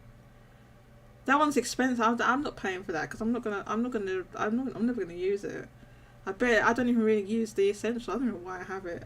The Essentials one. There's a whole load of games in there that I keep claiming, and I haven't played the vast majority of them. So yeah, it did go into the higher the. What's the other tier called? It's like premium. Or maybe it's below premium, but I've forgotten what the one in the middle is called. Like just plus. Like PlayStation Plus. It's in that one. Yeah. Was that all the comments? And that's all the comments we have. We appreciate everyone. Thank you, everyone. There was a couple in the Discord, so. Oh wait, no, I'm not doing that. I'm sick. Jago says, "Oh, this sucks. I want to be in the stream, but I'm here with the police. So currently, no can do. You're with the police? What's happened? Are you okay? Are you in trouble? Dang. Well, let us know if you're okay, Jago. I don't know. How are you with the police, but you're also able to listen to a live stream? What are you doing? Did you get pulled over? Well, he got pulled over. He shouldn't be talking to us and talking to the cops. I don't think he got pulled over, but he just says, "I'm here with the police," with a crying emoji. So I don't know, man. Are you okay? I hope you're okay, Jago. Let us know. Okay, so I thought what we'd talk about next is not the Square Enix news. That's the headline news. We're going to talk about the level 5 vision. It's called a level 5 vision, and I don't know if you knew this, but level 5 is back. Vinnymac. Oh, I've heard whispers that they were making a comeback. Is that true? It seems so. So I'm gonna not put the sound on. I love this. So this is Akihiro Hino. I think is his name. Oh, Akihiro Hino. Sorry. They made him into a little sort of animated cartoon, which is pretty funny. I'm gonna full screen this, so it means I can't see your comments or whatever. But yeah, so this presentation was yesterday, and it was at a time where I could watch it. It was I think it was maybe 11 a.m. or something my time. So look at this. This little thing goes into an L. It's level 5. So this is fun. This is cute. This little animation they did, and so they're showing new games now. Deca Police looks really, really good. The only thing I'll say is and because I had a comment when I tweeted that, "Oh, level 5's back." They said, "Oh, please, I just don't want them to get obsessed with all these these transmedia projects." And I'm like, yeah. So I've got like bad news. Like on this one, he actually says at the beginning that it's a transmedia project. Where is it? He says that. Oh, maybe I will put the sound on because it's not fair for you. I'm sure he says that. So what does that mean? That there's going to be a TV show? That yeah, kind of, I don't say it means exactly that. There's going to be TV shows, books, toys. That's what they mean by transmedia. It's the same. Well, that's fine. There was really nothing. No, you don't understand. No, do you not understand why level 5 has been gone for so many years? Because they got obsessed with all that nonsense with Yokai Watch, right? And Inazuma 11, they went crazy with it as well. This game was really good, by the way. They went crazy with all that nonsense, and they like practically buried Yokai Watch because of that nonsense. Because they just went movies, toys, shops. No, it wasn't. It wasn't what it was to more of a action-y RPG. It wasn't just that. Was one thing, because like Yokai Watch was already going downhill before that. So Yokai Watch 3 sold, which was still a 3DS one, sold way less than the first two. Like it was already going down like that, and then in between 3 and 4, there was a whole bunch of other spin-offs. Some of them didn't release outside of Japan, by the way, and they did that whole like shadow side thing where they made the yokai. They aged up the protagonist. They made the yokai look like proper, like scary with claws and things. You know, because they look cutesy. Well, not all cute. Some of them are kind of creepy looking, to be honest with you. But they're you know, kind of not scary, right? They're like kids scary. But then they made them like real, like creepy looking. So I'm sure they at one point it says this is a cross media project. Right, look at this. Look, what he says it. He says it's going to be transmedia project. I'll get past that bit. Hang on. What do you think? Look! I told you. He said, look.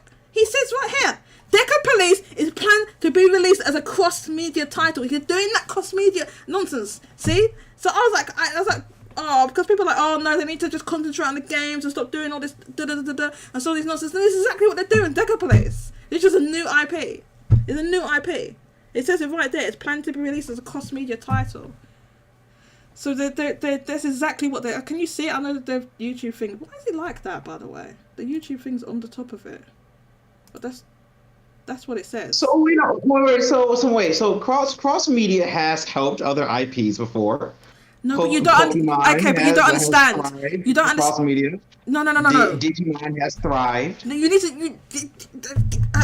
to listen. You need to Vinnymac. Mega Man thrived. Yes, but this is level 5. This is level 5. They don't know. The power it goes to their heads. They go crazy every time. They go crazy every time with this cross-media stuff. They just can't handle it. It just goes all over the place. This is what level 5 does. I see it. This is why they buried Yokai Watch. I'm telling you. It can work. It can work. Especially if the anime's good. Who knows? It may go. The game may come out first, and then you may have the anime sort of, be like a Persona 5 animation type thing. Look, can I so look what they did to Yokai Watch. Series. It may be like a little bit of a special. Maybe I can find it. That Yokai Watch Shadow Side stuff. Because they completely, this is what they did to Yokai Watch. And this is why it went, look at this. This is just a clip of it. Oh, give me these adverts. This is an ad for pregnancy test, what the hell? Oh my god. Well, there you go. If you need a pregnancy test, this will tell you your results. Okay, so look, this is what they did to Yokai Watch. They made them all creepy. This is Japanyan, and they made all the protagonists older. Because look, this is Japanyan. Look at this. Look at this. Look what they did. That's Japanyan. Look what they did to him. That's meant to be Whisper, by the way. That Ghost there, that is Whisper. This is what I'm talking about. This is what they did. They aged up. Oh, look how old they are. They're like middle school now. They're like, oh, our audience is growing up, so let's age up all the protagonists and make the. This is what they did. This is how they tried to stop their sales and everything going down. They did this shadow side stuff. This is Japanyan. This is what they done. This is what they did to him. This is why Yokai Watch that went. Look what they did. Are you seeing this on the screen? I see it. This is what they did. Japanyan did not look like that before.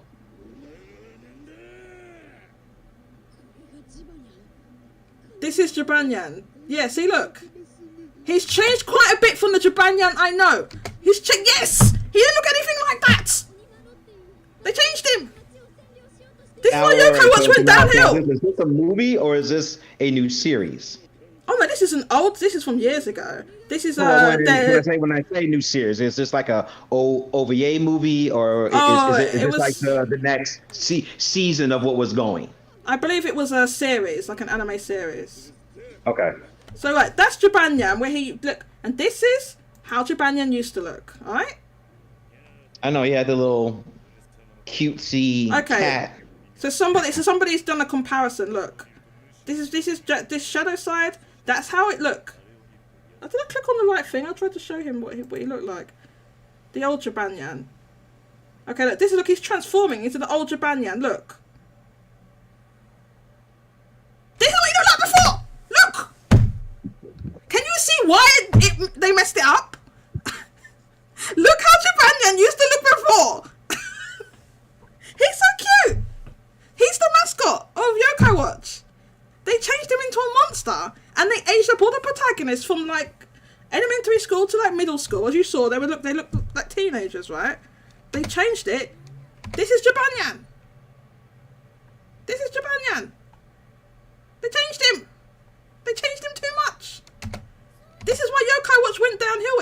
It wasn't just by Yokai Watch 4. It was already going downhill.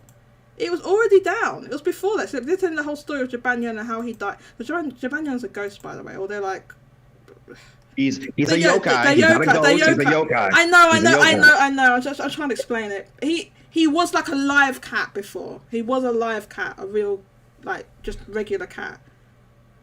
Right? And then this is how they made him. Look at this! Look at this! This is how they check.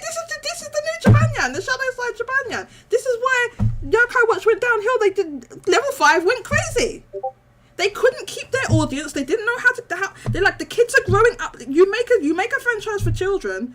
The children grow up. That happens, right? And they're like, oh, well, they're growing up. Our sales going down. They're all in middle school now. Let's age up the protagonists and make these yokai skit like actual look like this.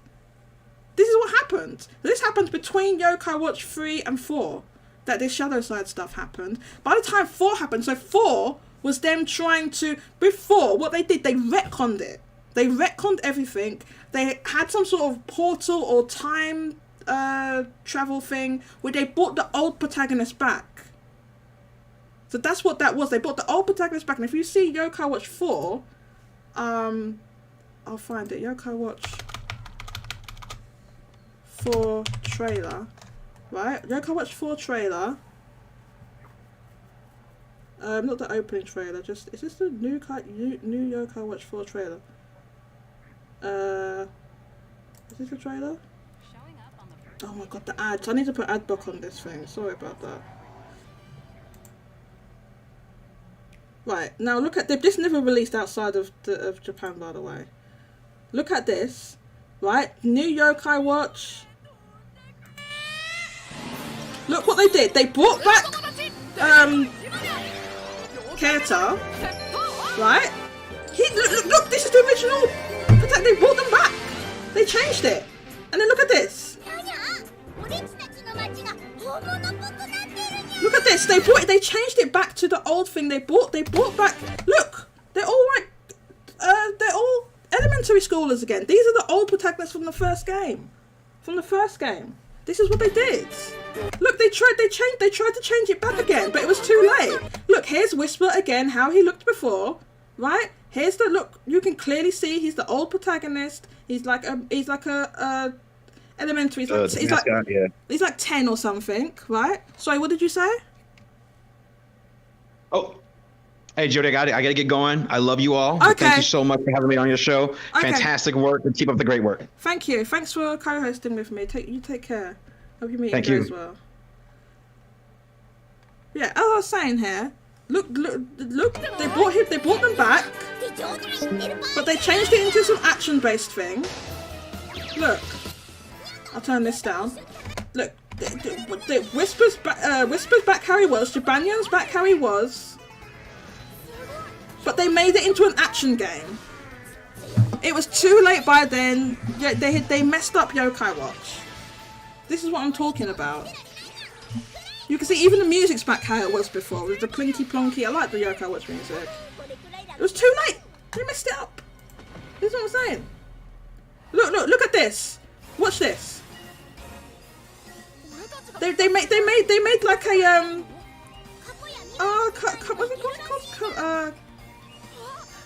whatever. Anyway, look. See, this is time travel. They're all time traveling through some portal or something. Look, and this is what the yokai were like before. Like, kind of like, some were a bit thingy, but they're like kind of cutesy, most of them. And then they had to do, they retconned it. Look, this is the portal. They retconned it with this portal. Look at this. They retconned it. And they brought them back. Look, discover new worlds and all this.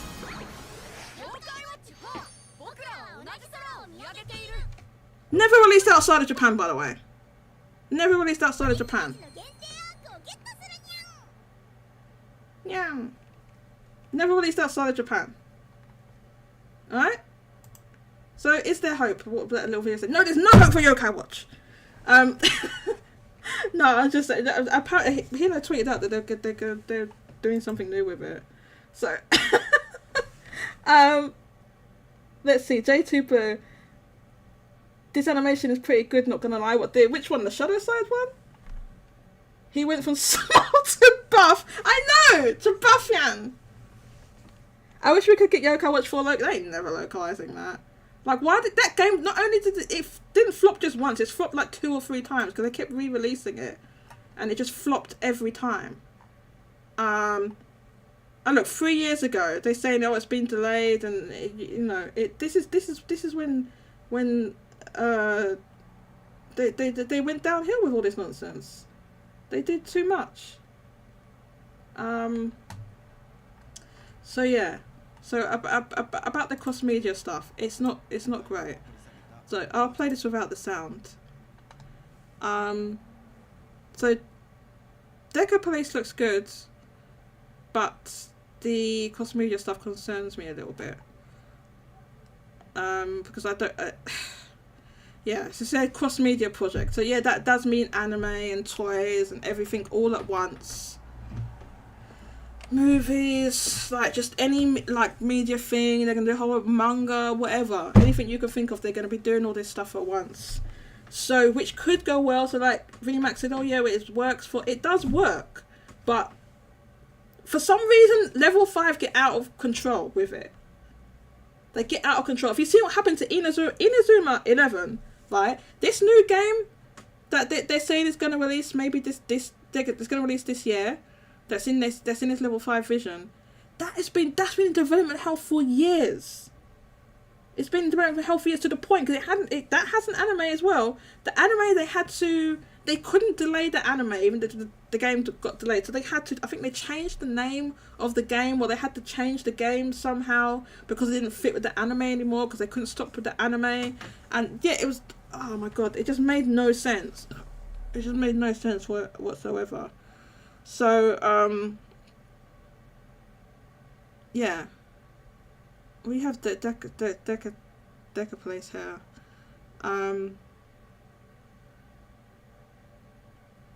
Yeah, I don't know what's going on here though. Like, what is this supposed to be?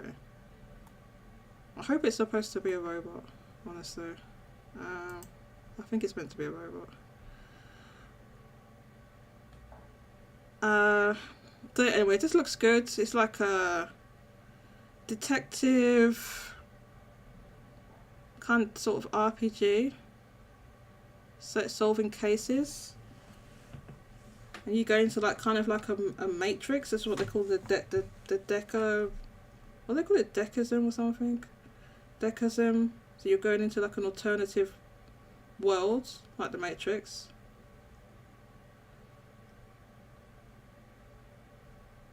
And yeah. So there was that, and then there was also. I'm gonna fast forward a bit. So this was. This is Fantasy Life, which is a series that people were quite fond of. I know people liked the game on the 3. I don't know if there was one before the 3. I don't know if there was one before the 3DS or whatever. But anyway, that 3DS. I think it was. I mean, there's been more than one. Listen. I don't know. I think there's been more than one of these games. But this is the newest one. And so you can make your character, and the idea is it's like it's a sort of sim game, kind of mixed with a little bit of a action RPG type thing. So you're doing the simulation stuff, but then you also fight monsters, and there's a story. There's a storyline with the characters. Now I think I remember playing this, or maybe there was a demo or something I played on the 3DS. Let me look at your comments. I'm gonna have to look at the comments on my phone. Let me see if I can open it, because otherwise I have to. Oh no, maybe I can do it like this. No, maybe I can do it like this. Hang on. Cross Media Initiative. Hi, Harrison Whaley. Welcome. Yes, it's a cross media initiative. Yeah, that's exactly it. If you heard me talking before, Harrison, about Level 5 and how they get carried away with their cross media stuff, yeah, that's what's concerning about what Level 5 does. They get carried away, and then they get, instead of concentrating on the game, they are just obsessing over this cross media stuff, and that's how they went downhill before. I'm hoping that they are not going to do that again. So I'm just trying to open up the YouTube chat in another window, so I don't have to. On my phone, it's tiny to look at. Okay, can I see the chat here? Why can't I see the chat? Oh wait, now I can see the chat.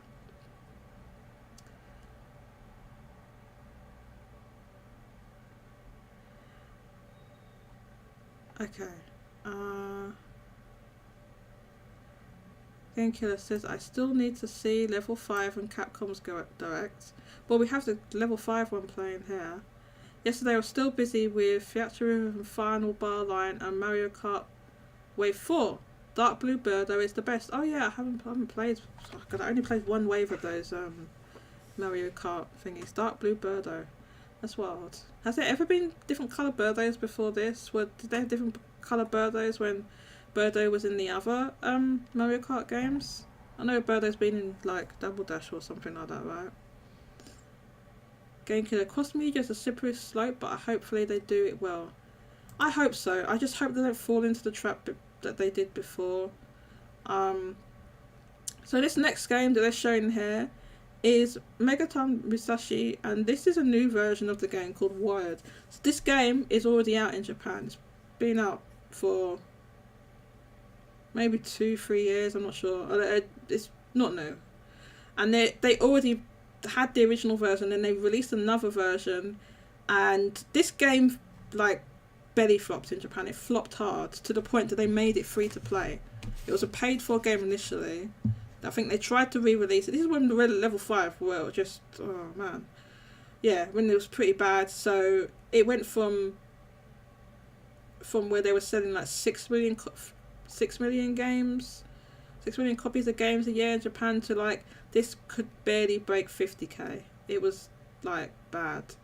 Anyway, so they're releasing this. They're saying it's going to be international. It's going to be cross-play, all platforms. They want people to play with each other, which is good. It's going to expand the player base for this game, which is good stuff. So I don't know about this game, but Kofi, friend of the show, he has played this game. He said it's very good. He said it's actually a really good game. It's a fun game, he said. I see the animations look pretty cool and stuff like that. So yeah, it's a kind of a mecha kind of I don't even know what genre this is. Is it an action game? It's an action game, right? Yeah, where you play with other people. So it's going to be cross-play across all platforms and released internationally. Now, I don't believe they gave a date, or did they even give any dates for any of these?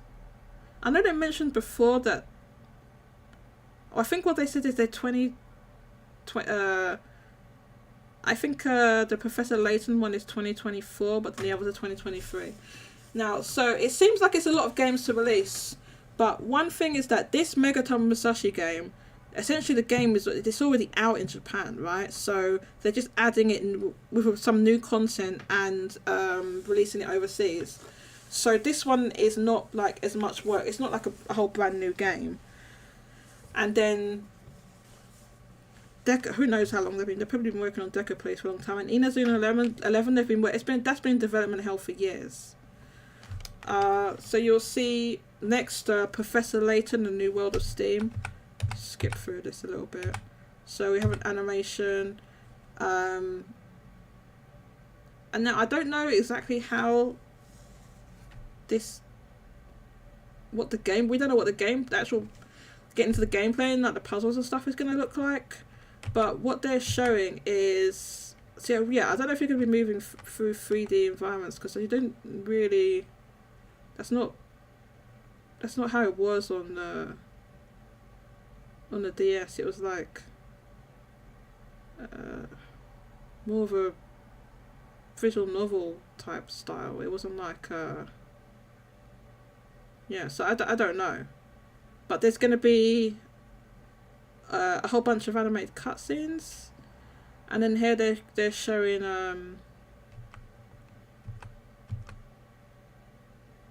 the stories that Luke, the sort of apprentice or assistant, he went to America. They said he's continuing after one of like the third game, which doesn't make any sense because now I haven't played all these games, right? So I don't know. But there is a kind of story. I played a bit, but not enough to know. I haven't played them all, so there's some sort of storyline, I guess. But then like yeah, I saw that. Didn't the one they released before where he has a daughter? I don't know. I'm confused. I'm confused. Where's the daughter? There's no. They're not mentioning her. Those are the Japanese voice actors. I guess they're gonna have voice dubs, voiceovers from every region. Now they mentioned this Quizknock here. They're saying Quizknock is doing the puzzles, so that's something. Kika says my break is hang on, what's that? My break is coming up. Where did that just? Sorry, 1 second. It pops up on the screen and then it disappears. My break is coming up. I could join if possible. Oh yeah, you're welcome to join. Oh yeah, Rip Snack. I forgot about Snack World. Snack World flopped. Snack World, that did release they did do a Western version of that. That was the last game they had localized, and they censored the hell out of that game. See the comparison between what they did with the Western. You think, well, they censor it's for kids, isn't it? It's a game for kids, but there's certain things that in the West where they just they just don't want it in games. So Akike, you're welcome to join me. Please join the waiting room when you are ready. So yeah, apparently I don't know who this quiz. So this is Quizknock. I don't know who this is. Apparently this is some YouTube channel where they do quizzes and stuff. Never heard of it, but they're saying they're doing the puzzles. So yes, that's why and this game's not coming out until next year. So if they have like someone helping the puzzles and stuff like that, so it's not going to be as, you know, the development. You know, maybe obviously that's going to help with them. They're doing the development and stuff like that. It's going to help. So yeah, I'm just full screening it so you can see. So when I full screen it, I can't see the comments. They're saying there's going to be a whole bunch of animation. Well, the DS games had these animations in them. It was like this basically. So it's like animations with but when you played it, it was like it's more like a visual. I can't explain it. It's like kind of like a visual novel type thing. You're not walking around. You're not running around with a 3D character like Yoko Watch. Even the one on the 3DS that you were moving around in 3D. I don't think. Someone correct me if I'm wrong. I don't remember Professor Layton being like that, where you're running around in 3D. Am I wrong on that? I can't remember. I played that one of them. Anyway, so next is Inazuma 11. This game has been literally been in development hell for years. Like I said, the whole issue with the anime that went along with it, they had to. They didn't delay the anime. They just like. This was meant to go along with the anime. Now, what's interesting here is they made a point of saying that this animation and all these cutscenes have been done by Mappa. Mappa's a pretty, it's pretty well known, I think, animation studio. They recently did Chainsaw Man and what else? Oh, they're doing Attack on Titan final season, which was a different animation studio before that. So anyway, what goes on here? They made a point of saying, like, it doesn't just say it there. Like, Hino actually later says, oh, it's Mappa and there's going to be a whole bunch of cutscenes. There's tons of cutscenes, he said. Let me go. So this is the new, like, I guess your rival or whatever. Yeah, so it's quite nice animation, right? So Inazuma 11 Victory Road. Oh, it's called the Japanese name's like Heroes Victory Road or something, but anyway. So you're running around, you're in middle school and trying to, I think he's trying to make a soccer team or something. I don't know. Anyway, you've got to run around middle school and get these different. Now, something they said here, is that they said that you're going to be able to play with every past character from every game is going to be in here, right? And they said it's 4,500 characters. And I was like, well, hang on, wait a minute. How can there have been 4,500 characters total in all these games? How many Inazuma 11 games have there been? Like, what? And so here, look, this is the gameplay. So this is why you look at this game, like, how the hell is it taking this long to develop this? I think, I'm going to be honest, I'll tell you what I think the problem is. Inazuma 11 was this a DS and 3DS franchise where you use the dual screen and a stylus. I think they had trouble trying to translate that into then using a single screen. To do it with a single screen, and B, I believe they're also releasing, no, they didn't say here, but I believe they're also releasing on PS4. So it was announced previously for Switch and PS4. So if you're on Switch, because on the screen here it says talk about play on the TV or in handheld mode with your finger or stylus. Right? Because that's how you played it on the DS and 3DS. Because I'm guessing that's why they had all these development issues, because they just couldn't. You need to then make it work so that it can work on a single screen, right? And I think like with they didn't say anything. It's weird because it has been previously announced for Switch and PS4, but they didn't say anything about the platforms, whereas they did for every other game, including Professor Layton, which is not even that one's not even out until 2024, and they said the platforms for that one, but this one they didn't.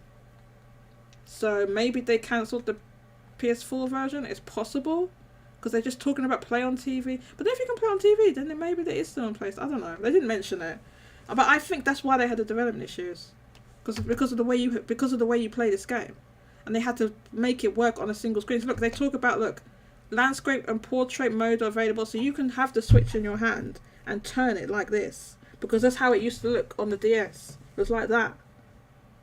I think that's what I think this is why they've had the problems.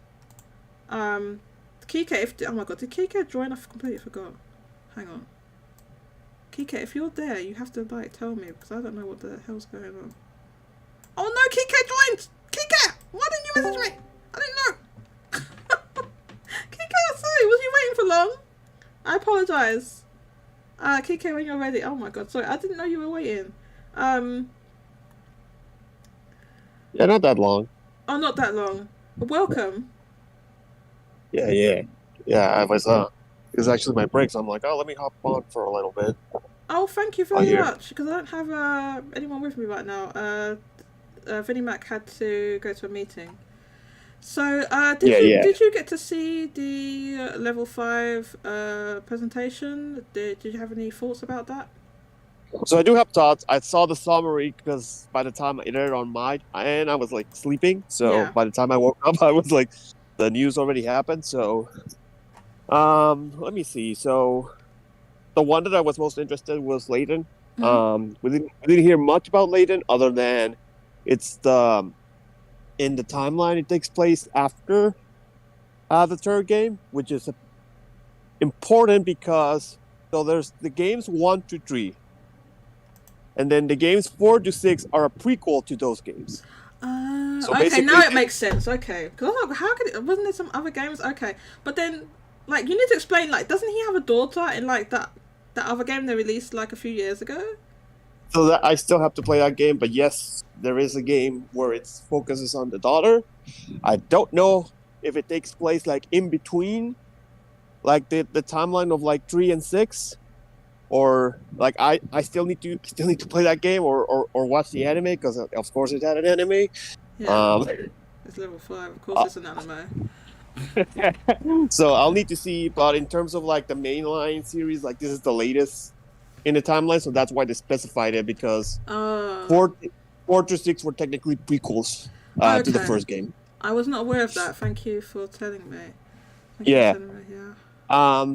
Deca Police, I mean, I'm still interested in playing it. I don't know. So, in terms of that being the cross-media project, I need to see when they say cross-media, how invested are they in it? I said is it like just the game and an anime, or is it like, oh, we're gonna make an anime, a manga, toys? Like, yes, it is that. I'm telling you, that's what it is. It is. It's like manga and toys and anime. It's everything. Because they say cross media. That's what they mean. Would they say that? It depends on their investment. Like the bigger the investment they make, then the harder it's gonna hurt if it doesn't work.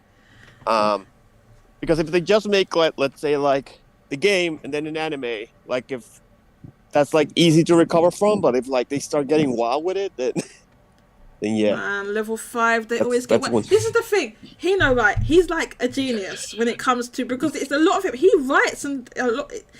He is level 5.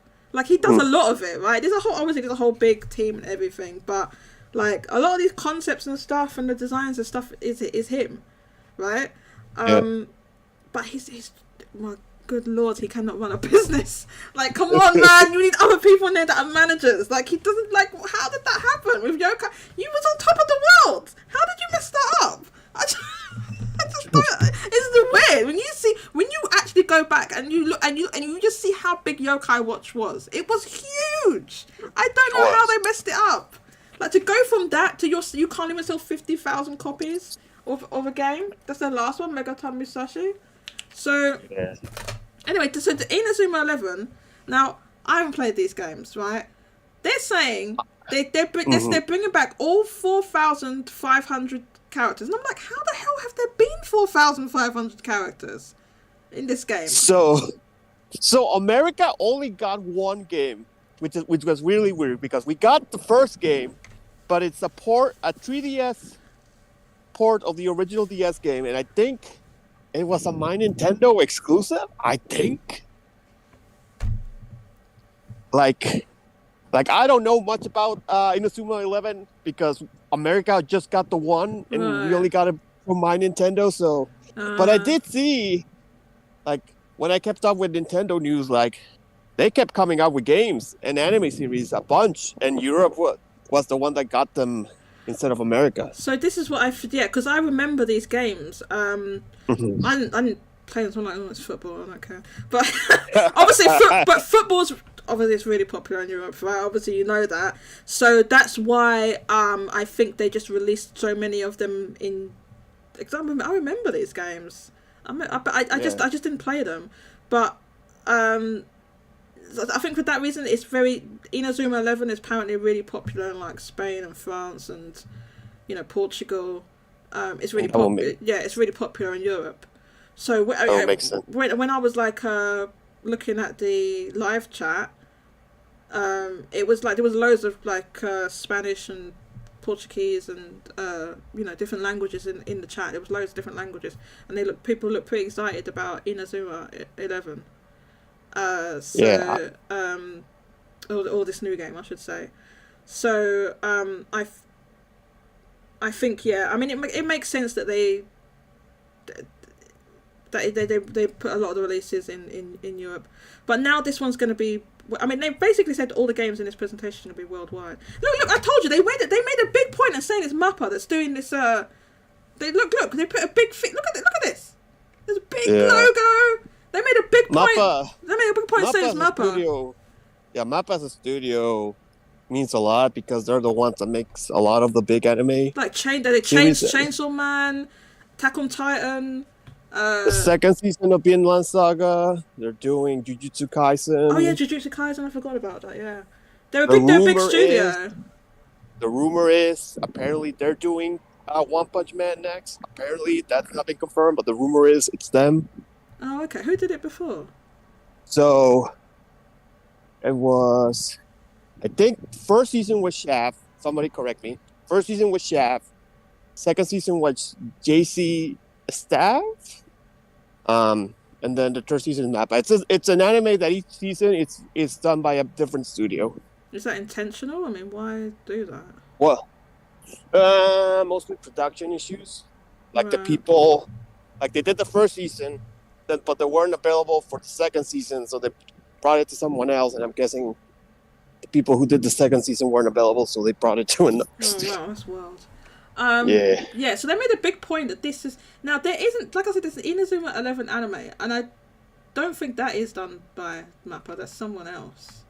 But they made a big point of saying this is Mappa, and they said there's going to be a whole. They said there's going to be a lot of cut. Hang on, with Animation Studio Mappa, there will be more cutscenes than any previous game, elevating the story and making it even more dramatic and enjoyable. Yeah, so they made a big point of saying that there's going to be all these cutscenes. Oh yeah, and this, I forgot to check. In fact, I tried to look on their website. I couldn't find this blog, or maybe it wasn't up yet when I looked at it. But yeah, they said there was going to be development blog, so I'll find a summary of that later. But yeah, I think it just wasn't up when I looked at it. Yeah.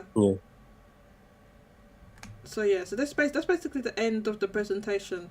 The only other thing is that basically what Hina said is that, like, oh yeah, so this bit at the end. I have a message for all the level 5 sounds for Over the Seas, be it long-time supporters or future players. We are planning to release these 5 titles I've announced today, worldwide in 2023, 2024, in multiple languages. So they are really like, we're worldwide again now. Look, with this, look, with all these languages, all these different languages they got here on the screen. An example, have a look at the different language logos for the Layton game. So it's like a whole bunch of languages here. They did say, however, that there might be different schedules, so I don't think. Oh right, yeah. We're gonna get them at the same time as Japan, but yeah, it might not be all day and date, but it's gonna be worldwide, but not necessarily day and date. Yeah, so they said there might be scheduling differences. Yeah, go ahead. My question is, I mean, this is great. This is fantastic. But my question is so they're doing the localization themselves, or are they teaming up with different like companies? Because from them going to closing down their like international studios to now being worldwide, I'm like, are they gonna make new?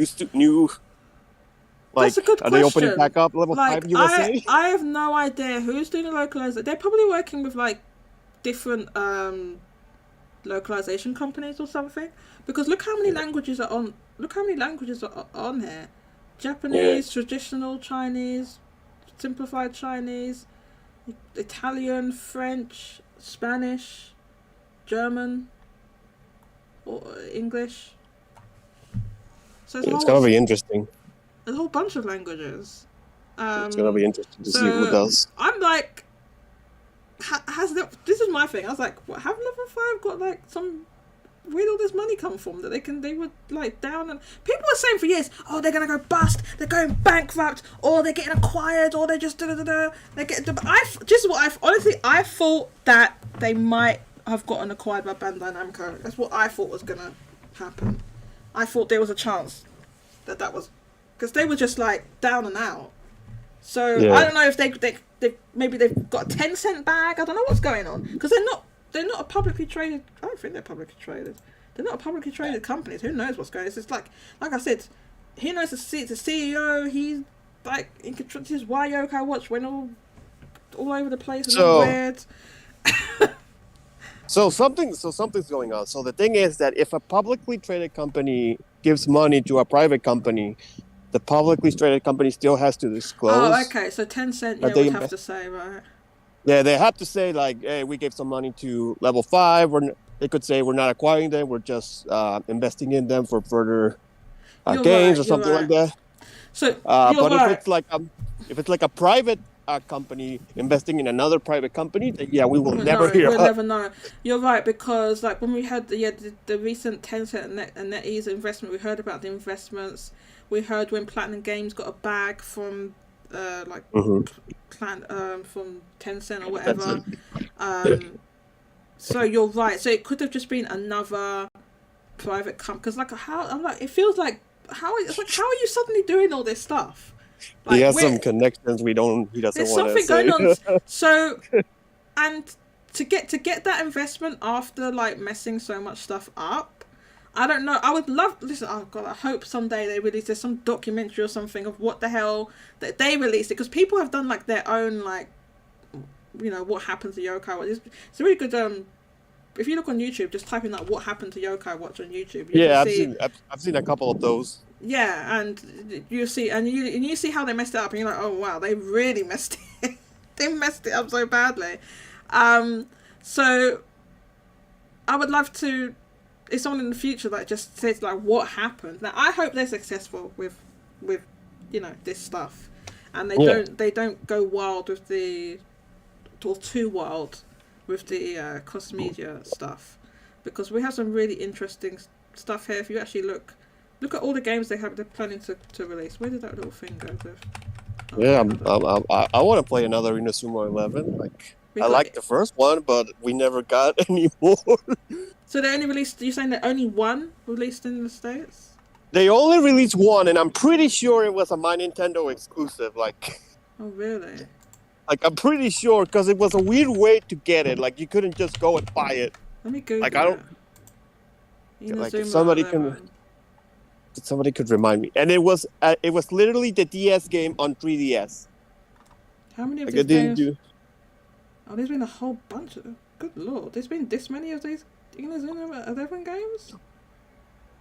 Yeah, there's been a whole bunch of games, and a ton of anime, films, manga. Oh my god. This is why they have so many characters, I guess. The original one was 2008, the DS. Then they had another one after the other, and then they had another one in 2009. Then another one in 2010. How are they banging out these games like this? Okay, so this is only the one that's about to come out this year. Is only the 4th mainline one, right? The main, but they have spin-offs. Inazuma 11 Go. So this was on the 3DS. Maybe these are the ones you was talking about. These were role-playing games. Released in 2011. 2011, 2012. Another one. Was this on the 3DS? Another one on the 3DS, 2012. Then another one. This is what I'm saying. Look how they're banging these games out. Another one in 2013. This is one after the other. Spin-offs. We had. This one was on the Wii. That one on the Wii. And then these ones, there's no links to these ones. So these were probably all Japan only. There's no hyperlink for these other ones. There's a whole bunch of them, and I think they were mobile games. So there was an Inazuma 11 online. So I think some of these were mobile games, and I don't know, but it looks like there was loads of them. And then a whole bunch of animes. Oh lord, 3 seasons of animes with 125 episodes. I made a series of Inazuma 11 Go, which is the other game. This was produced by OLM, they're saying? Oh, that's the Pokemon anime people. Oh, really? Is that who it is? Oh, yeah. You know a lot about anime. Inazuma 11 Aries. So this is the one. So Inazuma 11 Aries. Look at this. Look at this. This one that came out in 2018. This is the one that the current game was supposed to go. I think it was supposed to go with this one. Yeah, I remember they said hey, the game's delayed again, but then the anime is gonna air. But then the game is not gonna be like the anime, so yeah, they changed the game. So I think they changed the game. So look at the protagonist of this one. It doesn't look anything like the this doesn't look like the. Oh my god, I can't make it bigger. What the hell? That's the real documentary right there. What happened? What happened to that? Right. So this doesn't look anything like they changed it. They changed They must have completely changed the game. This is why it was in development hell. Yeah. So. And then what's this one? Or another anime, and then there's multiple films. You know what I mean? Level 5. So you think, it's just a couple of games and anime? No, there's a whole bunch of stuff. So this is what I'm saying. When they say cross media, this is what they're talking about. It's going to be like this, and this is just the stuff that's on Wikipedia. It would have been all toys. It would have been all toys and stuff that's not on here. You know. So it's gonna be wild. So this is a new one, Victory Road of Heroes, which actually is called just Victory Road in the West. It's gonna be. So this is okay. So they already announced the platforms before, which is why I'm surprised it wasn't on there. PS4, PS5, Switch, Android, and iOS. So they announced this before, so I don't know why it wasn't on that thing. This is what I was talking about with the touch screen thing, because they're putting it on mobile, but not PC. You see. But anyway. Yeah, it's interesting how they choose the platforms, because there's a couple that just Switch and PC. There's some that like Switch and PlayStation. There's some that like Switch, PlayStation, and mobile, but not PC. Like yeah, really. I don't know. Really dude, I don't know why. Who knows why they chose certain platforms? The only thing my guess is with Inazuma 11 is that they were trying to just get it to work with the single screen thing. I think it was that why. I think that because look at the giant gap between the games. The last was it? What are you saying? The last mainline one was in 2013, or was there more between that? There was these spin-offs. I remember. I think it started on the 3DS, and then it got so delayed that it eventually it's on the Switch now. Oh, this Victory Road was meant to be 3DS? If I remember right, because I remember when they said it's a Switch game now. That was like an announcement, like, hey, the game, like it got delayed so much that they eventually made it a Switch game. Yeah. If I remember right, it's been it's been so long. But this is when Yokai Watch was going belly up, when this. I think I think the early delays are like, we got Yokai Watch, we can still. Yeah. Yeah. We can still focus on this. Yeah. So. Anyway, I hope this game works out for them. They're saying it's coming out this year. Nothing had any release dates on it. So I think they just want to be careful. They want to be careful in case it gets. God, man, I hope they don't. I hope there is no further delays. After I don't know. After they've had that big presentation, I feel like they must be more confident with that they can get them out this year. If they have that presentation. I feel like they're more confident in their future now. Hopefully the games turn out well. I will say that robot game. Yeah. The fact that it's crossplay, that was the best decision they could have done for that game. Yeah. That type of game needs crossplay. I think so. Yeah, it's like a. So hearing that makes me think I think they know what they're doing. I know. Let's see. Let's see what happens. But yeah. Do they know what they're doing? I don't know. Yeah, so we'll see. Okay, so I'm gonna look at the comments and then we're gonna move on to the last topic. Comments. The first season was Madhouse for Inazuma 11 or for One Punch Man? No, I think 1 Punch. Yeah. Oh, okay. Yeah. I'm not familiar with animation. I honestly don't know. I don't know who's making what. I'm like, oh, okay, there's two different animations, dude. I don't even know. I can't even tell. Professor Layton is probably 2024, which is why we didn't see gameplay. Yeah, they said it was 2024. J2, they did actually say that. They didn't show any gameplay. No, I want to look up that quiz. What was that quiz thing called? The quiz YouTube channel that they said is helping them do the puzzles. I'm gonna have to look that up later. That keep saying they're Quiznos. I'm like, no, they're not Quiznos. They're not Oh, Quiznos. Isn't that some chain in the States or something? It's like a sandwich fast food place. Really? No, they're not. They're not a fast food place. Oh, Quiznos. Okay, we don't have that in the UK. Yeah. Dank Meme. Oh, hi, Dank Meme. Welcome. Says that would make for a good documentary. Yes, level 5 and their whole shenanigans. I feel like they have done. Years ago, they had videos inside the shoot. I don't know, they were talking about their games and stuff like that. You could see inside their studios. They showed inside their studios and stuff like that. But recently, no. And I don't know. But I am so glad that they really are. Because I really did like Yokai. After they messed it up, I was like, I'm out. But like early on, Yokai Watch was good. Early on, it was good as well. And I did not agree with how they localized that game, but that's a whole nother thing. That's a whole nother thing, like how they localized that game. I did not agree with it. Origo Romero, welcome. Hello. Origo Romero says, "What do you want to see the new Square president do first to show I'm more confident for the future?" And change their places for his good. I know there is a whole bunch of mid game. Listen, let's move on to let's go segue. Let's move on to the last topic. The admission that they released a whole bunch of mid games and they flopped. The admission. Let's have a look. In fact, what I'm gonna do is, I don't know how long you can hang around for, but I really need a quick toilet break. I really need to go to the loo before so I need to just a quick few minutes break.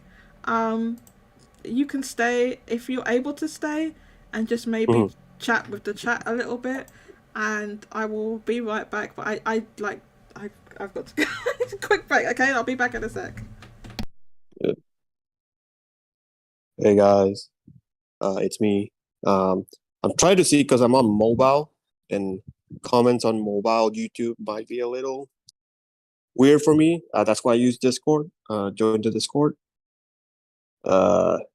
But yeah, happy Mario Day, everyone. Hope you're having a Mario Day. What do you think of the trailer? I think that movie's gonna be really great. I hope it's great. From what I'm seeing, they're really pulling in a bunch of Mario elements from a bunch of games, trying to make it into like best Mario movie possible. So we need more successful video game movies, so that way more and more companies get more confident about making more movies that are true to the video game. So yeah, let me see. Trying to see if anyone has any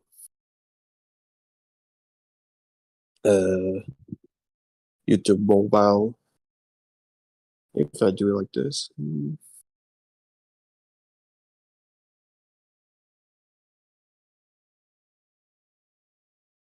Oh, I found it. Here's the chat. Trailer looks fantastic. Yep. Low-key would like to see the movie in French. Yeah, the French appears to be the closest to the original Mario Boys. I know I speak a little bit of French. Not enough for me to get into me to be fluent, but the French one appears to be the one that has the most in line with like Charles Martinet's voice. Certainly not the English one. Spanish dub is a little bit like its own thing.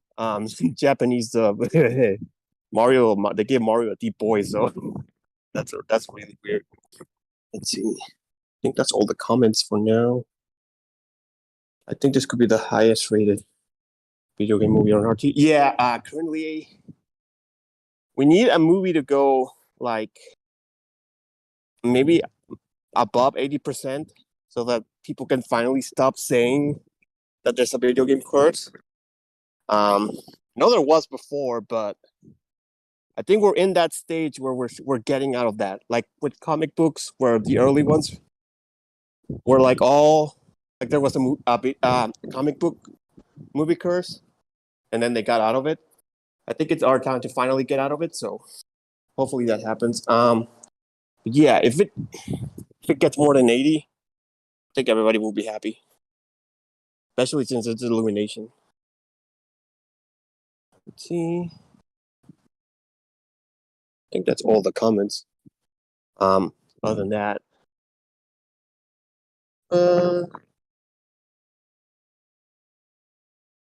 could just wait a little bit.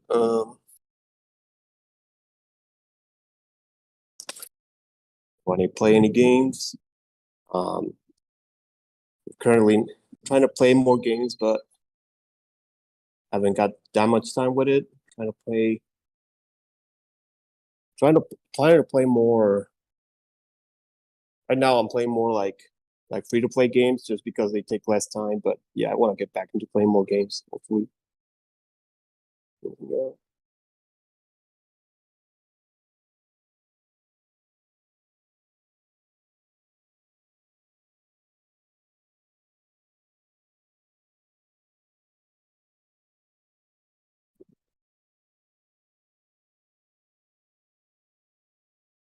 Oh, anybody see Super Nintendo World? I want to go. I want to go as soon as possible. So I don't know if anybody likes theme parks.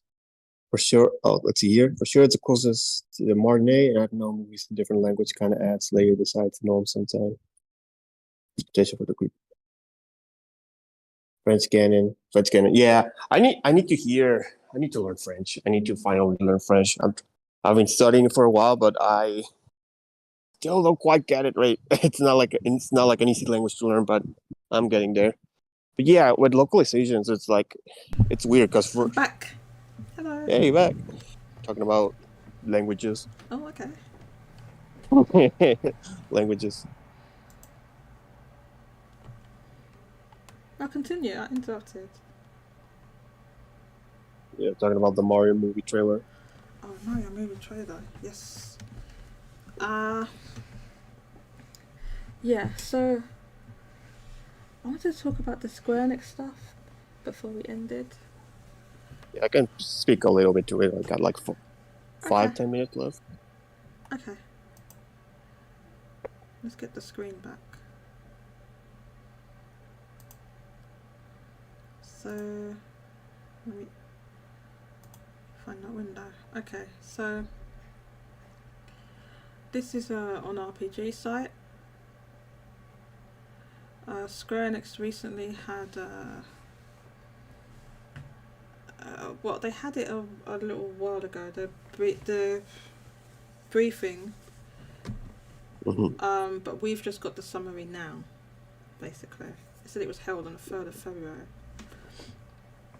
But we've got the summary now, and we have it in English as well. One sec.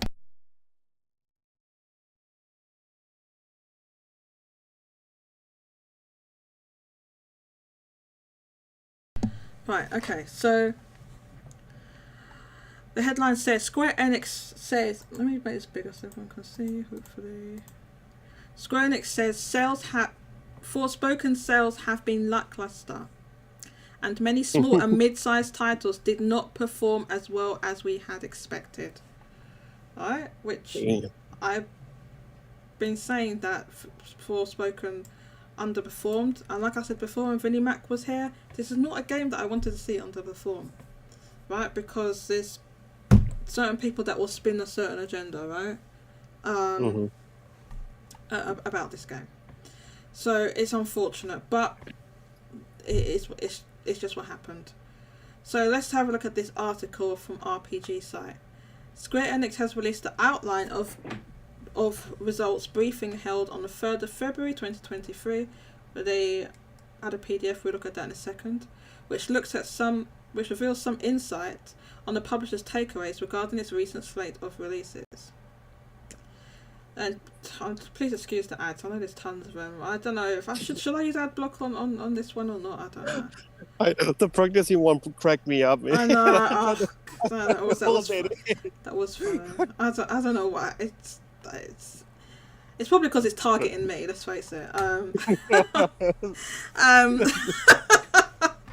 The briefing primarily discusses the financial results for Q1 to Q3 of the fiscal year ending March 31st, 2023.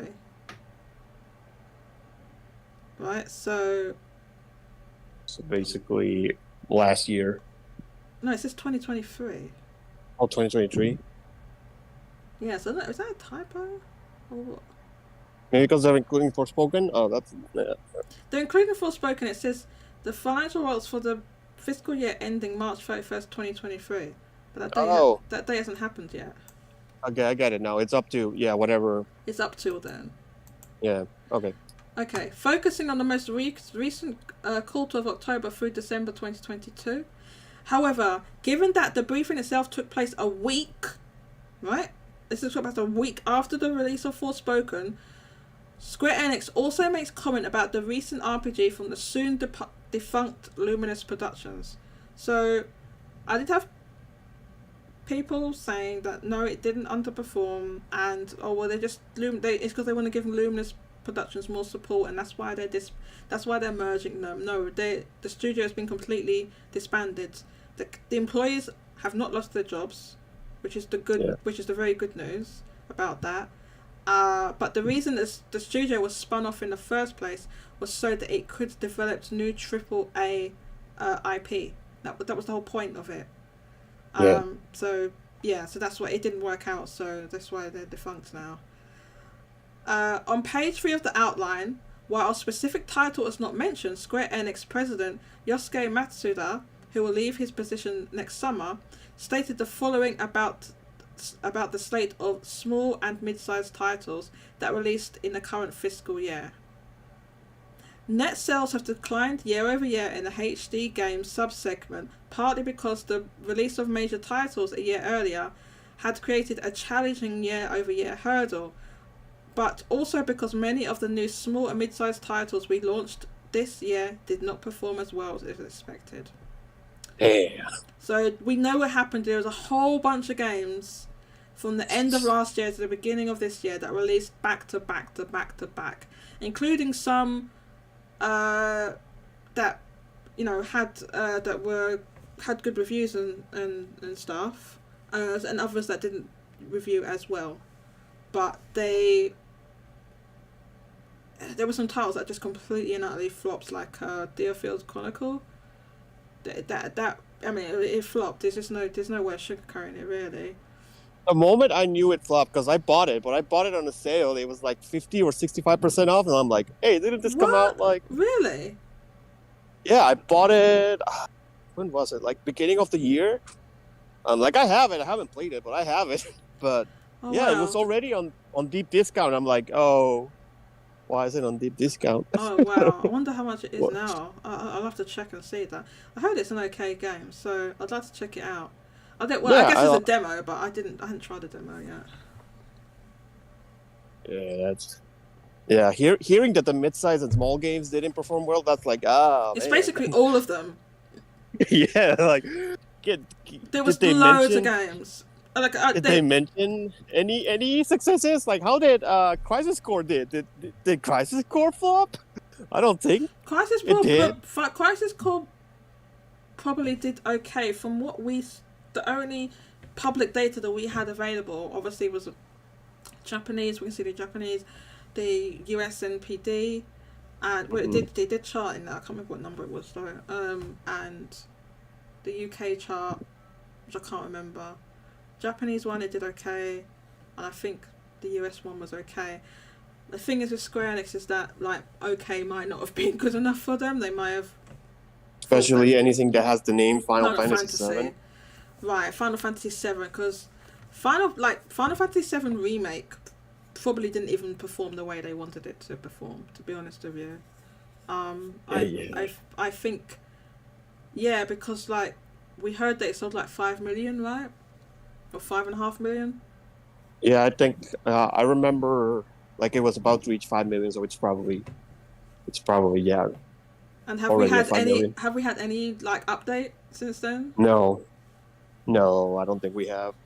So, I think the last update was when it released on PC, and that was it. Right, so it could have sold more, but I think it did well for what it was. But Square Enix, they got certain numbers, right? That they're thinking of. Okay, no individual title specified as an underperformer, but as a refresher, some, not all, of the RPGs that the publisher released in the same time frame include Deerfield Chronicle, Star Ocean of Divine Force, that definitely underperformed, Harvestella, that underperformed, Tactics Ogre Reborn, I think did okay, Dragon Quest Treasures, I think that underperformed, Crisis Core Final Fantasy VII Reunion, I think did okay, Valkyrie Elysium completely flopped. Yeah, definitely flopped. In my opinion. So, and then here's the comments about Forspoken.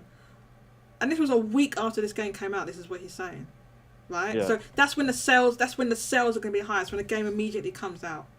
And then you see afterwards how long the tail is going to be. But the first week of sales is the highest sales that you're going to get for a game. So, as for following the more recent release of Forspoken, on page 6 of the outline, Matsuda said the following: "Reviews of Forspoken," and he's talking about reviews, man. Dang, that's how you know it's rough, because this is an investor briefing. The fact that he's talking about reviews, investors don't care about reviews. They care about how much money you're making, right? And the fact that he's put that in there is oof. Yo. Yeah. Reviews of Forspoken, which we released on 24th of January 2023, have been challenging. However, the game has also received positive feedback on its action features, including its parkour and combat capabilities.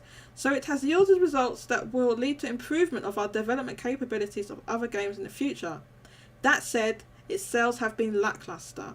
And while the performance of new titles with February and March release dates will be the ultimate determinant, we see considerable downside risk to our financial year 2023. They've put slash, I think this is a typo. It says 2023/3. Should be /4 earnings. So that is, I didn't even read that bit before. That is. I can already see the report for next year. That's rough. Sales for Octopath and Theatrhythm have been disappointing. Let me tell you, Theatrhythm, I think underperformed. I think it underperformed a bit. Octopath Traveler 2, it definitely underperformed. There's no listen. The first game sold 3 million, right? Which they never expected that game. They never made that game thinking it was going to sell 3 million. I can tell you that. They thought it was maybe going to sell 1 million. There's no way they thought it was going to sell 3 million.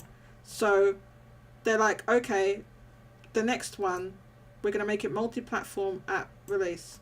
Obviously, at that point, Nintendo's not going to publish and do the promotion and stuff, right? So they don't do it for multi-platform. Well, they do. Maybe something like Dragon Quest, where it's not like a day-and-date release or something. But anyway, it depends on the circumstances. They usually don't do it, right? Yeah. So I think. Yeah. No, I was just gonna say, they did that because I think they wanted it to sell more than the first game. You release it on more platforms so it can sell more, which makes sense, right? That makes sense to me. But the way they went about things is why I believe it's underperformed. For the first, one of the first things is there's a gap between the first and the second game is enormous. They left too big of a gap, and then I feel like they announced the game too late. Now with the other HD 2D games, what they did was they announced it, and then there was like a feedback demo. You did the demo, and they got feedback, and then they improved things, and then they did another demo.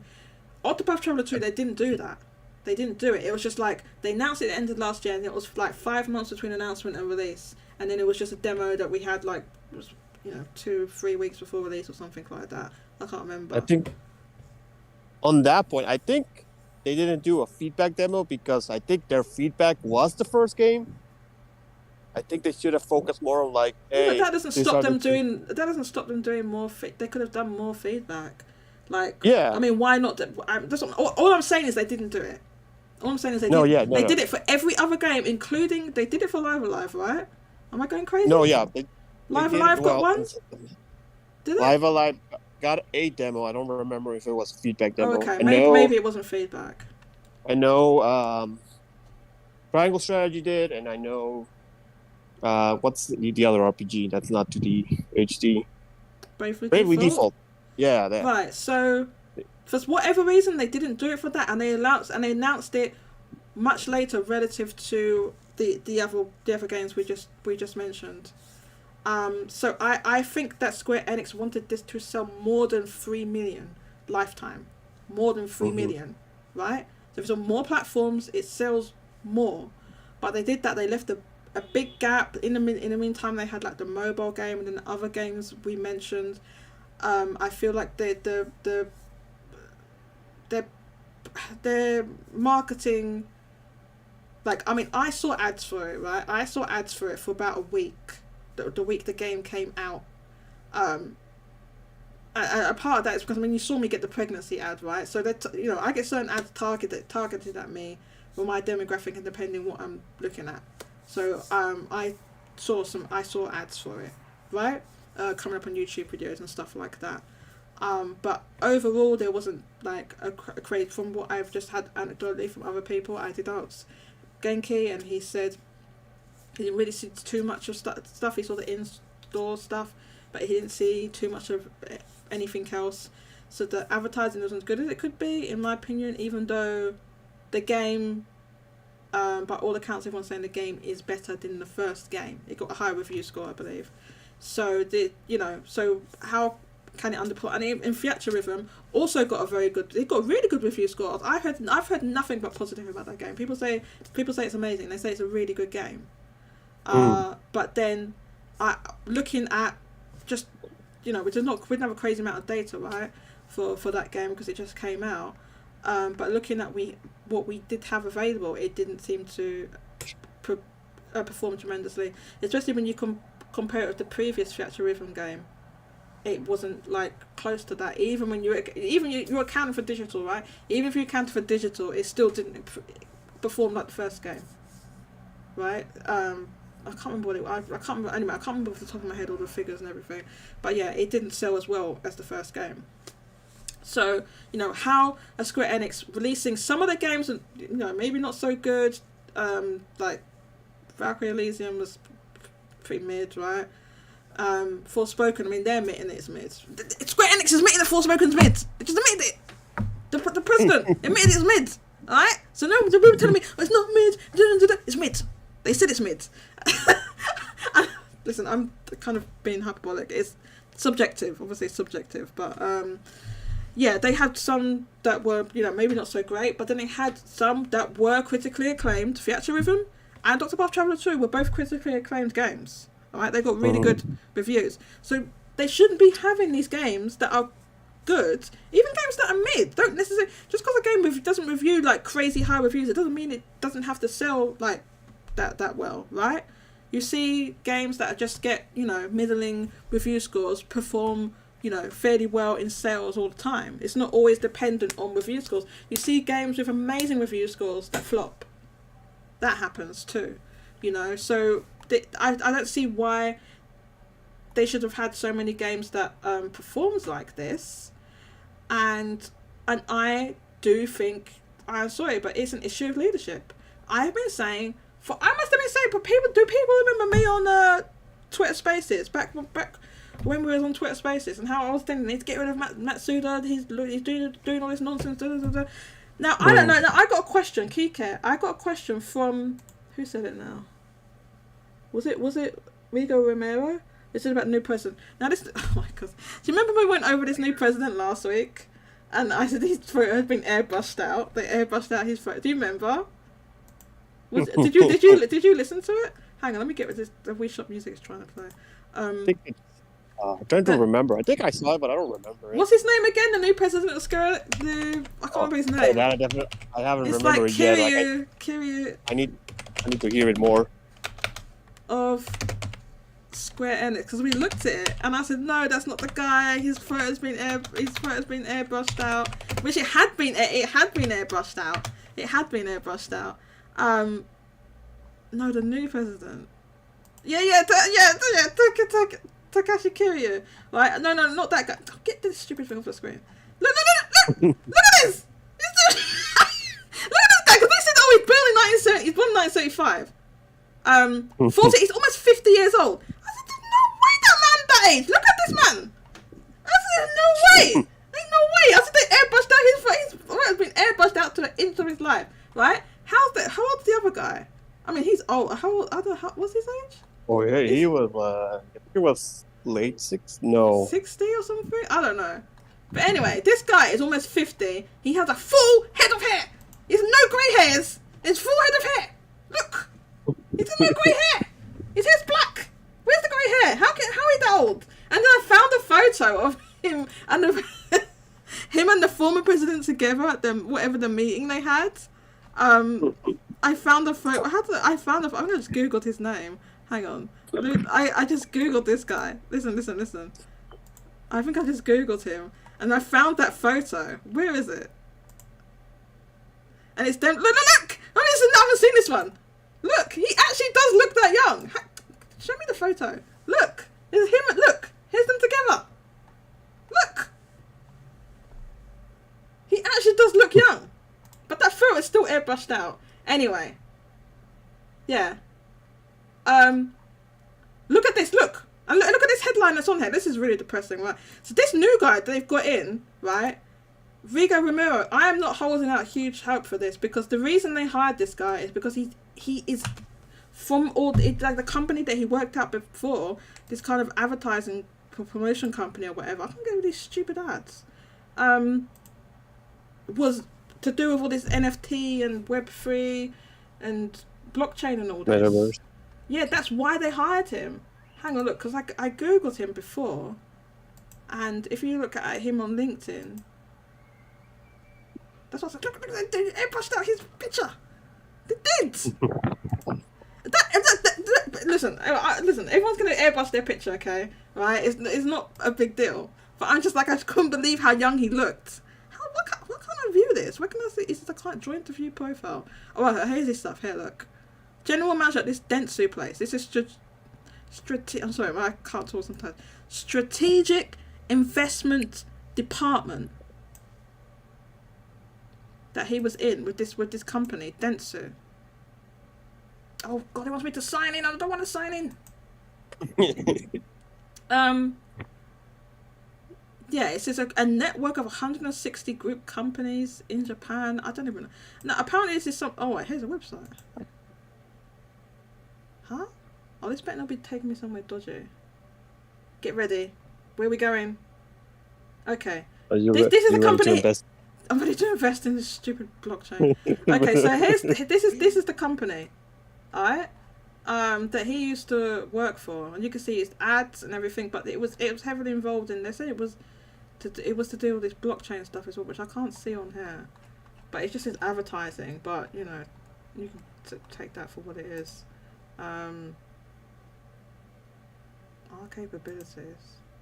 What's this? What's AX, BX, CX? DX. What's all that?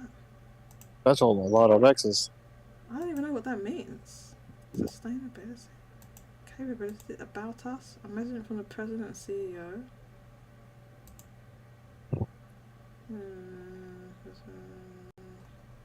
Okay, this isn't worth reading. Right. So anyway.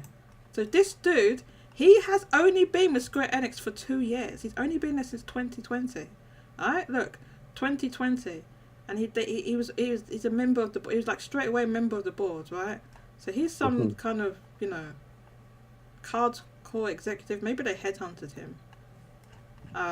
Who knows? But this is the guy that they've got. So now apparently we can sit here and look at his airbrush picture all day, alright? But but I can't believe this guy's 48, honestly. I just can't believe he's that old. But yeah, he did speak about, like, the franchise. Somebody posted this somewhere. I don't know where it was, though. Where he spoke about the different Square Enix franchises and stuff. And he did seem to have some reverence from, like, Dragon Quest and different... like, he had a connection with the franchises and stuff like that. So he did, like... So hopefully he will, like... You know, it seems like he does have some respect for what the franchises mean, stuff, right? From the little bit that I read, but I don't know because he's so heavily involved in this blockchain nonsense. So that article we just saw there, let's have a quick look at that. Square Enix CEO explains departure, and this is a gaming site. Well, this is gaming news. Game releases won't be affected and Web 3.0 strategy will continue. Now you need to ask yourself this, right? All these other like publishers that you can think of, right? The publisher you can name, they went to this NFT stuff, right? And there was a whole bunch of backlash and they pushed back and everything. Square Enix is the only one left that is hardcore going after this thing. Like, hardcore going after it. Like, they're all doing it a little bit. Even, like, yesterday, Capcom's thing, they said, oh, we got a Capcom virtual museum, but it's basically like they're trying to do metaverse nonsense, right? Although they didn't say there was microtransactions and stuff in it, or they didn't say there was anything to do with blockchain or anything like that. So hopefully there won't be. But I hope not. I mean, it's kind of like a metaverse idea, but I don't know if maybe it's just a thing they've made, and there's not going to be a whole bunch of microtransactions and NFTs and stuff. And they said it will continue. Following the announcement, you all probably can't see this. Following the announcement of the I'm just going to read this quickly. Of the upcoming placement of Square Enix CEO Yosuke Matsuda with Takashi Kiryu, the two executives held a joint conference to explain the move to shareholders and the press. Okay, so this is what he's saying. In a conference as reported by Japanese website 4Gamer, Matsuda-san I hate when they do this in if you're going to call them san all the time, do it every time after the name. Don't just do it randomly. Anyway, Matsuda-san explains that he has been preparing to step down from his position for some time. He had been considering passing the baton to the new generation after reaching the 10th year. My ass. It just happened to have at a time when our sales are down. The HD games division is down. We just had a major AAA IP flop that we're dissolving the studio. I just happens to be resigning now. He got pushed out. A position he took over in 2013. He added there is no direct correlation between the change and the recent financial performance of the company. I don't know if I believe that. They're saying it's part of the midterm. He's going to step down anyway. He's also confirmed. So how is it? Like he's not just stepping down and going to another position. He's leaving. He also confirmed that he will not remain at Square Enix and he will continue to watch over the progress of the company from the outside as a simple fan.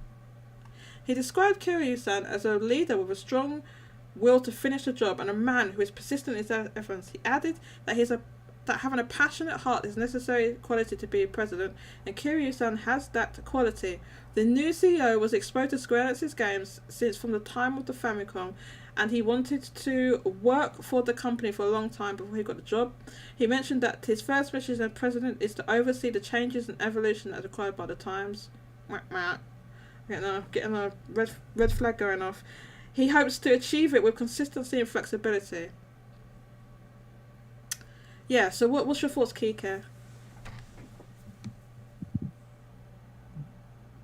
This is, man, I don't know if the new CEO is necessarily like the solution that's going to bring Square Enix back. I would still need to see what he actually does. Like, he could say that he's going to continue the NFT initiative, but if he like gets into like a year into it, it's like, maybe we should focus. I don't know.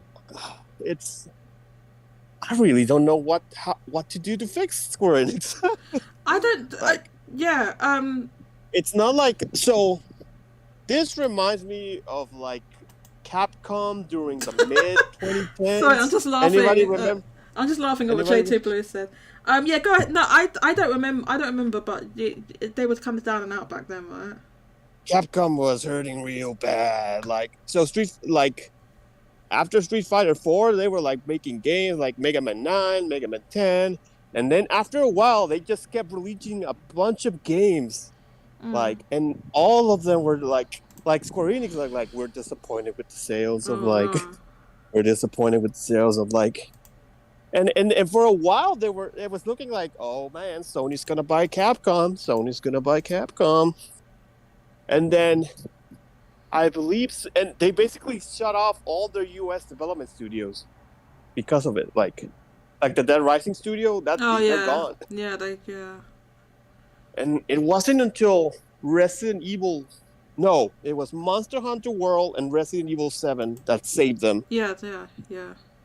And basically after that, they just like had a focus on select games. And after that, they were like, it's really worked for them. Yeah, and I don't know, because Square Enix, like some of the games are great. Like I'm not expecting 16 to be a bad game. No. It looks like it's going to be a good game. Yeah, I'm just worried about the market conditions surrounding Final Fantasy 16. I think the market conditions are improved in the sense that now they have improved supply of PlayStation 5s. That wasn't, if the game had released like a year ago, right? That would have been way more of an issue. But now that's you know, a lot better. I think maybe Square Enix needs to learn something about managing expectations.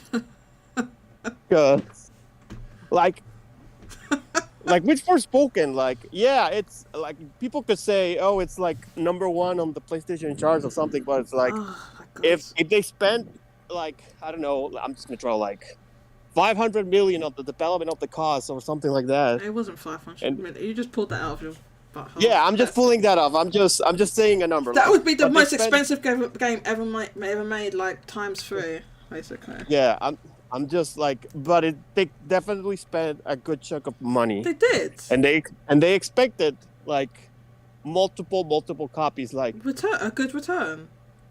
So like if they say like if somehow we found out Forspoken sold 1 million and people are like, yeah, look, it sold 1 million. It's like for some games, that would be like a major flop. For a game to sell 1 million, that's what I'm saying. Look at something like the first Octopath Traveler. For a game like that to sell 1 million, that is good, because look at what the budget of that game would have been versus Forspoken that had a whole studio for it with like loads of people working on this game for years.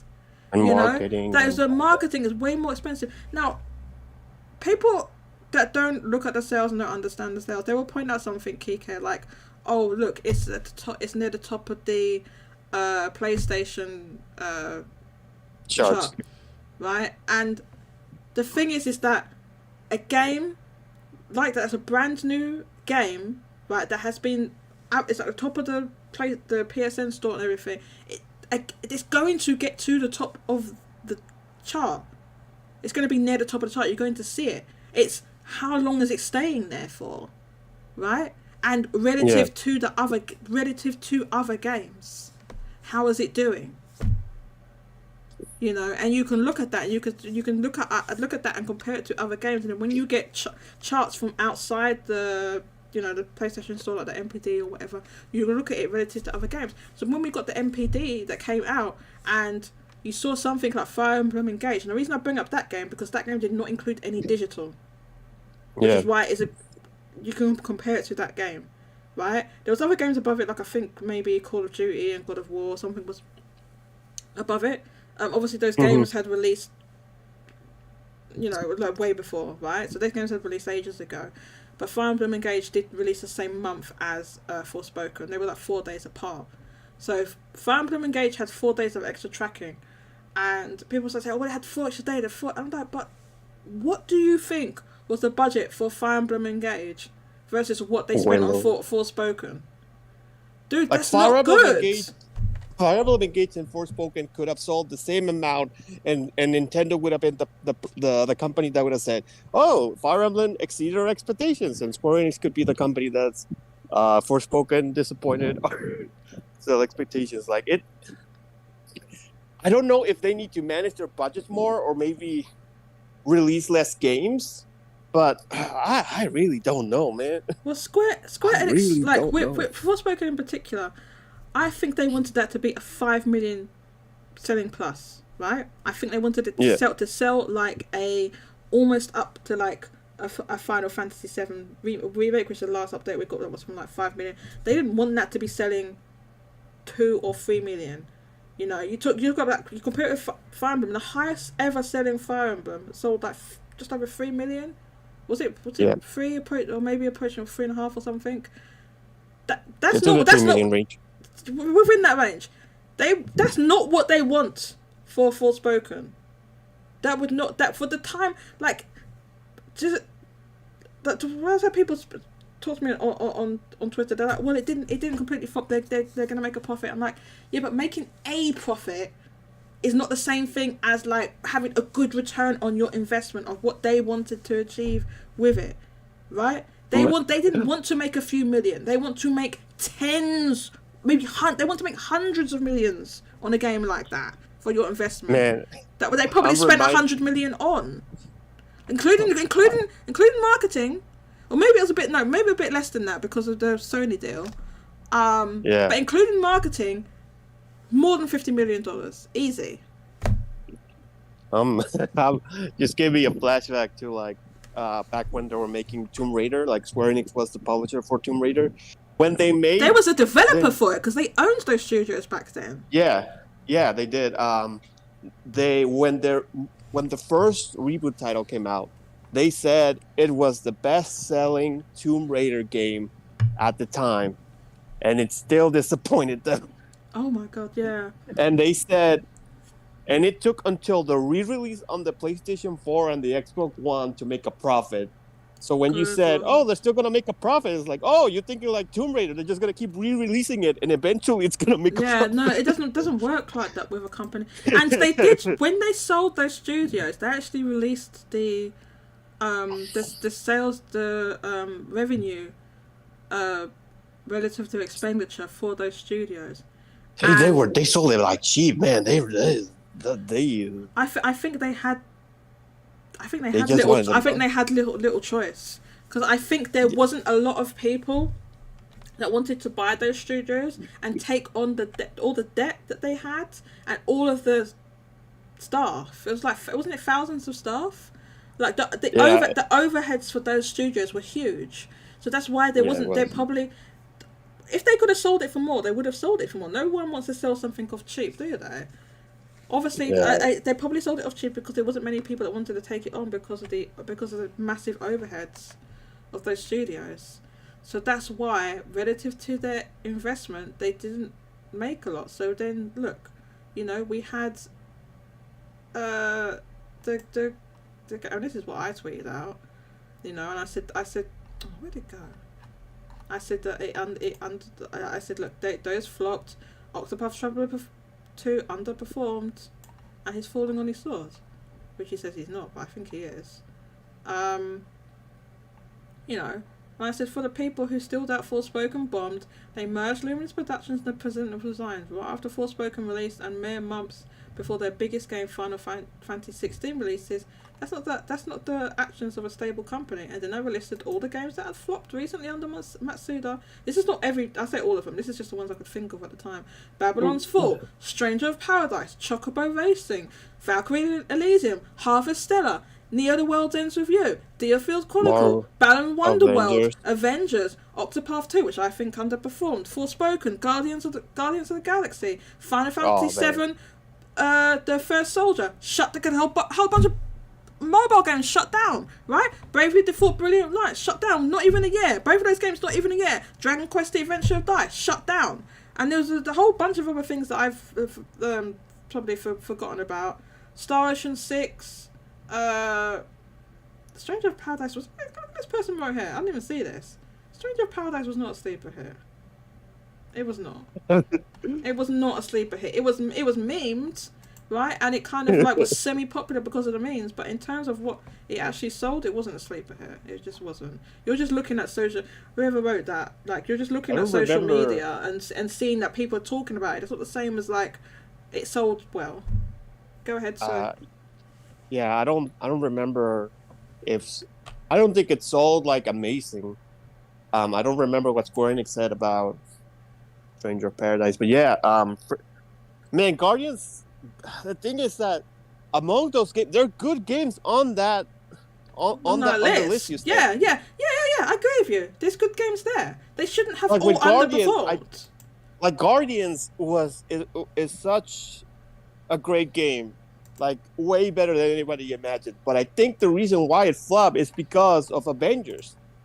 Like people got burned with Avengers. I'm like, I'm not buying another Marvel game from you guys. I'm like, so maybe it's an image thing. Like maybe they need to start working on like every game from Square Enix. You can expect it to be a banger.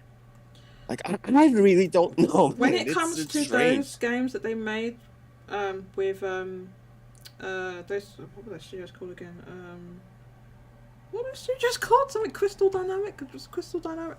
Crystal Dynamics and the other one, Montreal, Square Enix Montreal. When it comes to those studios, they cut their losses and ran. It got to the point where it was too late. They couldn't do anything. They were spending too much money. They lost money. Don't forget, they lost like $200 million on Avengers because the license. That must have cost them a buttload to license the Avengers. And people were burnt. And like you said, that in the end, people said that was a good game, but they were burned because of the Avengers. Yeah, no. Guardians was like, it won Best Story at the Game Awards, and that was one of the things I'm like, yeah, I can see that. Like the story, like, man, people needed, like, they took the Game Pass check. Like, Square Enix took the Game Pass check because it's so bad. That's how I played it. I played it on Game Pass because I wasn't gonna spend. That wasn't the only place they put it. You probably don't remember this. I know a lot of people don't. It was on Stadia. There were other Square Enix games on Stadia. No, you don't. Everyone forgets. Octopath Traveler was on Stadia. So was Final Fantasy 15. Yeah, 15. The Tomb Raider games. All three of the Tomb Raider games. Avengers. Avengers was. And probably some other stuff I can't remember. Dragon Quest. I think Dragon Quest was on there as well. So yeah, they were taking bags from everybody, and also Avengers eventually went into PlayStation Now, as it was back. It was PlayStation Now back then. So, and then Game Pass. So you're not you released, and this came. Oh gosh, it wasn't even that long after it came out, right? It was like months or 6 months or something, right? So if you're taking a bag for a game like that, that's like an IP, big IP like that. That soon after it came out, that game didn't do well. You're taking I want to say multiple bags from multiple different subscription services, right? So it wasn't even just one. So we look at this. I want to look at the Q&A. So we've got breakdown of them like losing money because of this Matsuda numpty. I'm trying not to swear. I really am. How is it? Why is this like? I can't even zoom in on this image. It's all like low quality. I can't zoom in on that. I can't read whatever that says. I think it's just copyright and stuff. I can't read these. The thing that is doing well for them is their what do you call it? The MMOs, right? So if the moment 14 starts flopping, that we should start worrying about Square Enix for real, like. Because their mobiles stuff flops. Like. Yeah, they've had mobile. If Final Fantasy 14 starts flopping, no. 14. I think it's got too big for that to happen right now. They'd have to like completely. No, they can't because there's stuff they've already released. They've got a whole lot of expansions that people like already, so it's kind of hard for them to. That's what's saving them. Like that's the real reason why they're still around. Oh my god, I really want them to make Cherry Magic into an anime, please. Make Cherry Magic into an anime, please. Square Enix, I beg you, because they have a whole bunch of manga and all this stuff, and they made what is that called? My Dress Up Darling into an anime. Please make Cherry Magic into an anime. And they will else with you an anime when Neo. They did. They made it. They made one. They made it, but it was based on the first game, which I don't know what the f. I'm trying not to swear. It's hard not to swear when we're talking about Square Enix. Back in the day when we were on Twitter Spaces, I swear what I wanted. But now we're on YouTube. I have to control myself. Matsuda, I'm glad you're gone. You're going good. You messed up the company. Let's some. I just want to look at these Q&As, right? Of what happened here. So this is investor questions.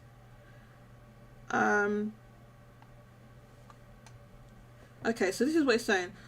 Question: while I think it is fair to expect growth for financial year 2024-20/3, in part because you plan to release multiple major titles, I also fear that will create a year-over-year hurdle you'll be unable to surmount in year 2025/3. What kind of initiatives do you have in mind to ensure stable growth? Answer: Major title launches will not be contracted solely in financial year 2024/3. We have organised our pipeline so that we'll have a good spread of releases in 2025/3 and beyond as well. We also hope that you will look forward. Oh my god. We also hope that you will look forward to the blockchain games that we plan to launch in 2024/3 and thereafter. So that's their answer. How do you've got multiple releases that you had some of them too, I think maybe they're saying that maybe they're too close together. How can you have stable growth? Oh, we're going to release more games and blockchain games, right? So, question: what is your platform strategy for your forthcoming titles? Answer: we intend to maintain multi-platform strategy we have adopted to date. Well, that's BS, because they make a whole bunch of exclusives. So, I don't even know why they're saying that. Not all their games are not multi-platform. We know that. So I don't know what that's all about. Question: how much impact could Forspoken, which you launched in January, have on your 4Q financial year 2023/3 results? Answer: I will refrain from answering that question in quantitative terms, partly because the title is just released, and partly because the answer will hinge on how sales will trend once we have rolled out some forthcoming promotional initiatives. So, I think they're going to put this game on fire sale. This is a week after this game came out, and he's saying, I'm not going to answer this question. I'm not answering it. Right? This is an investor thing. You can't just lie to them. So he's just saying, I'm not answering it. You can say you're not answering it. He said it just released, and it will hinge on how sales will trend after we've rolled out some forthcoming promotional initiatives. Now, they mean putting it on sale, because it's not selling well. So if you're talking about, we're not telling you the sales, and then and it's because it's just released, and they're talking about a week after it, how sales will trend after they've put it on promotion. You know that game completely flopped, right? Forthcoming promotional initiatives. So anyone that wants to read this, copy. I'm going to drop this in the chat, in the thingy chat, right? If you want to read this, and read what I'm reading and see what Matsuda said. Yeah, as the kids say, that sounds sus. If the kids say like. This is the last question.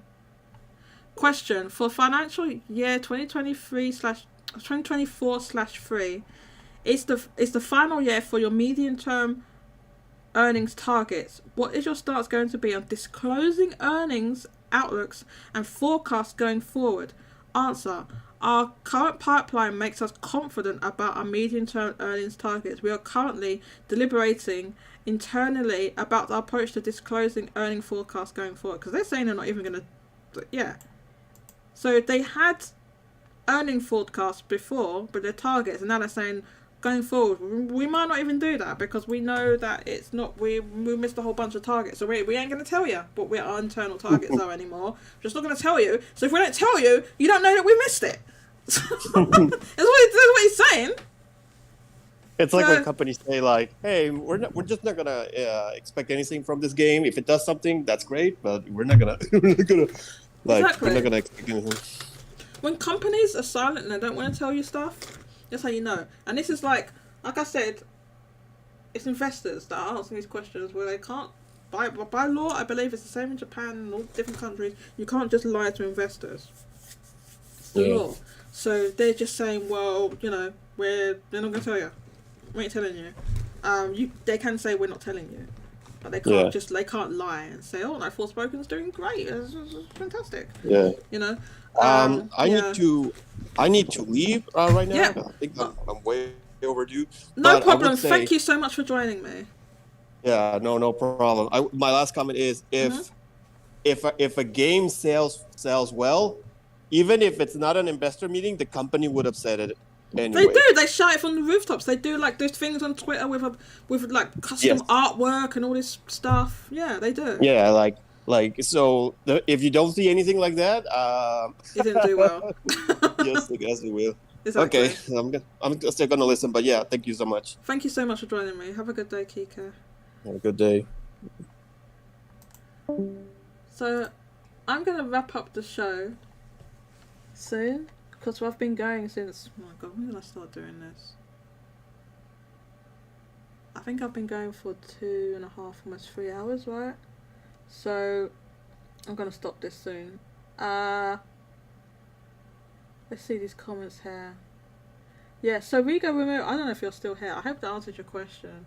What I said, what did you want this to do to show? Oh, okay. To show a more confident for the future. I guess I didn't answer it properly. I wanted to see we kind of touched on Capcom a little bit with Kike, and about how they went through a time where they were really kind of down and out and not doing well, and what they did is they refocused on core titles and releasing quality core titles. So I'd like to see the new president of Square Enix kind of do something like that, where instead of releasing like tons and tons and tons of like, you know, mid games, to just concentrate on a few and making those really good. Like when they brought back Valkyrie Profile as Valkyrie Elysium, you know, why did they bring that back as like a kind of mid-budget like action game? You know, when the original thing was kind of like a quite specific style of turn-based game. I feel like it would have been better to make an investment of like making like a high quality kind of more 2D version of that game. I think would have been better, you know. So things like that, and like when they do it, because Square Enix works with a lot of external studios, right? That's how they manage to get all these games. They're not developing these games internally, most of them.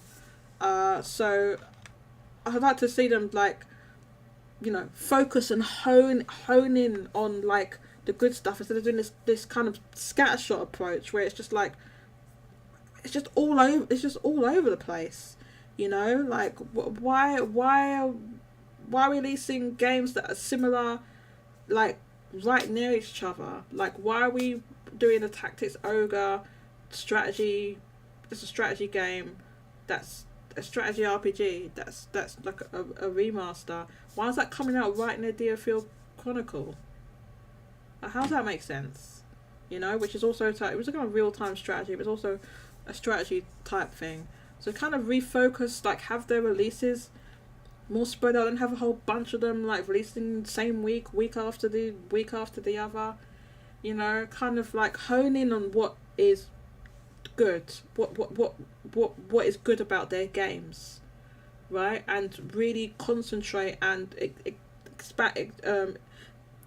taking advantage of that, of what is really good and what people really love about their games, you know.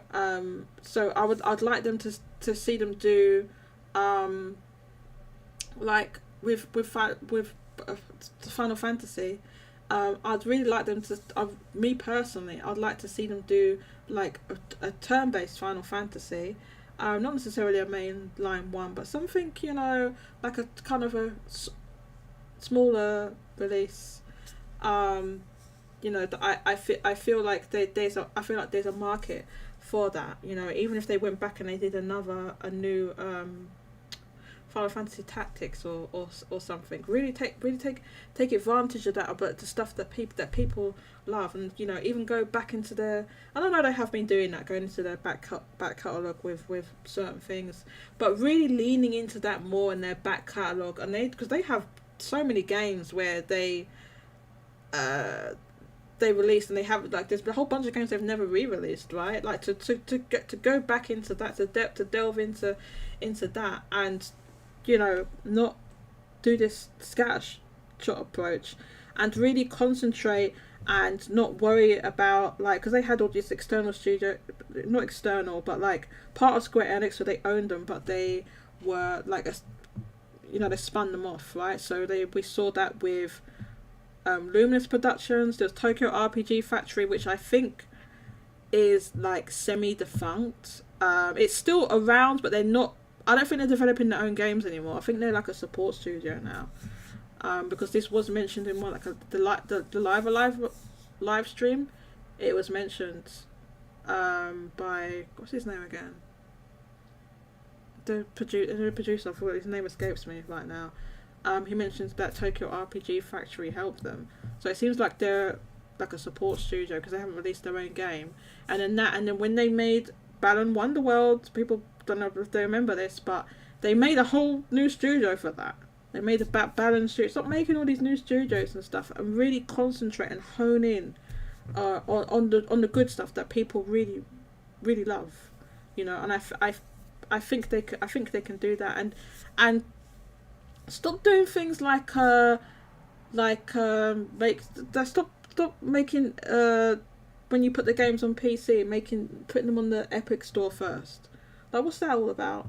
And optimize the games product. If you're gonna like, I feel like that with their PC, and I'm not a PC person at all. I'm not a PC person, so I'm not talking from the perspective of a PC person, PC gamer, right? I'm talking the perspective for business. I can't see how it's good for business to release PC versions of games that are not optimized and that don't run well and stuff. So there was issues with Nier Automata. There was issues with Final Fantasy VII Remake, and then they did things like The World Ends With You, like that game was the Epic Store exclusive. Like, why look at a niche game like that as an Epic Store exclusive? And when we're talking about their niche, their smaller games, like, give them proper promotion. Like, what happened to The World Ends With You? What was that all about? Like where they had, like, if you remember the year that came out, which I can't remember if it was 2020 or 2021, but there wasn't a proper E3. And they had their Square Enix Presents thing, like in the virtual E3 that they had. And that was the year Guardians of the Galaxy was coming out. And The Other Worlds Ends With You was coming out. The Other Worlds Ends With You was going to come out in like July or August. I can't remember, but like right after when this was. And they did not show that game in their Square Enix Presents thing, where there would have been thousands of people all over the world watching that. They did not show it in that thing, which they could have had that edited in their spot in there for what would it cost them. They did not promote. They just pretended it didn't exist. Was it 2021? Thank you very much. 2021. It was 2021, and they just like didn't show it out. Or if you remember, it was like 20 minutes of the Guardians of the Galaxy, about 5 seconds of the Pixel remasters, and then no mention of Neo: The World Ends With You. So that's the sort of thing I'm talking about. Really, like, focus in. Now, even J2 Blue says Square Enix is just throwing crap at the wall and hoping it sticks. Yeah, this is what I'm talking about. Like, that nonsense. Like, all those like, I can't even remember every game they released, but I mean, I listed some. Oh god, where's the thing? Where's that list I had? Is it here? Yeah. Like, look at all this stuff. Like, what is this? And like, stop doing things like trying to make these live service things and stuffing a whole bunch of microtransactions. I know what's going to happen. They're saying, no, look forward to the blockchain games. So you see this? What they've done with Babylon's Fall and Chocobo Racing and this, what was that? Final Fantasy VII: The First Soldier. Yeah, they're going to do that, but they're going to be blockchain games. That's what they're gonna do. This is what I think they've got going. This is what I think they're gonna do. You know, stop trying to do this live service crap. It's just not what, like, every single live service game that isn't. Now you can say that Final Fantasy XIV, you can call it a live service game. It kind of, the game's existence predates the current live service trend, and it's on a subscription model. Which no MMO that launches now launches on a subscription model. They're all like either free to play or buy or microtransactions or something, right? But the 14 is on a subscription model. What, you play the subscription and you can pay. They have a free trial and stuff, but you pay the subscription and you can play. There is like there's cosmetic shops and things like that you can add, but you pay the subscription to play the game. If you want the expansions, you have to pay for the expansions. That's the way it gets. But once you've paid the subscription and you bought the expansions, you have the full game. You don't need that cosmetic stuff from the shop, right? You have access to all the content of the game, I should say, right? Basically, all the content of the game you can enjoy. So you can call that a live service game if you want, but everything else that isn't they try to live service up, it doesn't work out, right? So even look, I'm annoyed. This Bravely Default mobile game shut down before it even reached the West. Never reached the West. That's why I'm worried about there's an Octopath Traveler mobile game, so I'm gonna start playing that actually. So I think they're gonna shut it down. I don't know what they're gonna do. They're gonna shut it down. But I'm talking about this nonsense. I'm putting all this live service crap and then having games that don't promote enough. They didn't promote Neo 20 enough. Deerfield. I've never seen any ads for that. Where was the promotion for that game? There was nothing. What was that all about? I don't remember seeing promotion for that. Lackluster for something. They're jewel in the crown of like bringing back old school RPGs. Was the jewel in the crown was Octopath Traveler, right? When that came out, that was a surprise hit out of nowhere. Sold 3 million plus. How do you mess it up with the second one? How did that happen? You know? So this is what I'm talking about with Bad Matsuda's gone, but this new guy, and then talking about doing this blockchain. I don't know about all this, man. Dank Mean Center says a refocus is what they need, and hopefully that's a new plan of action.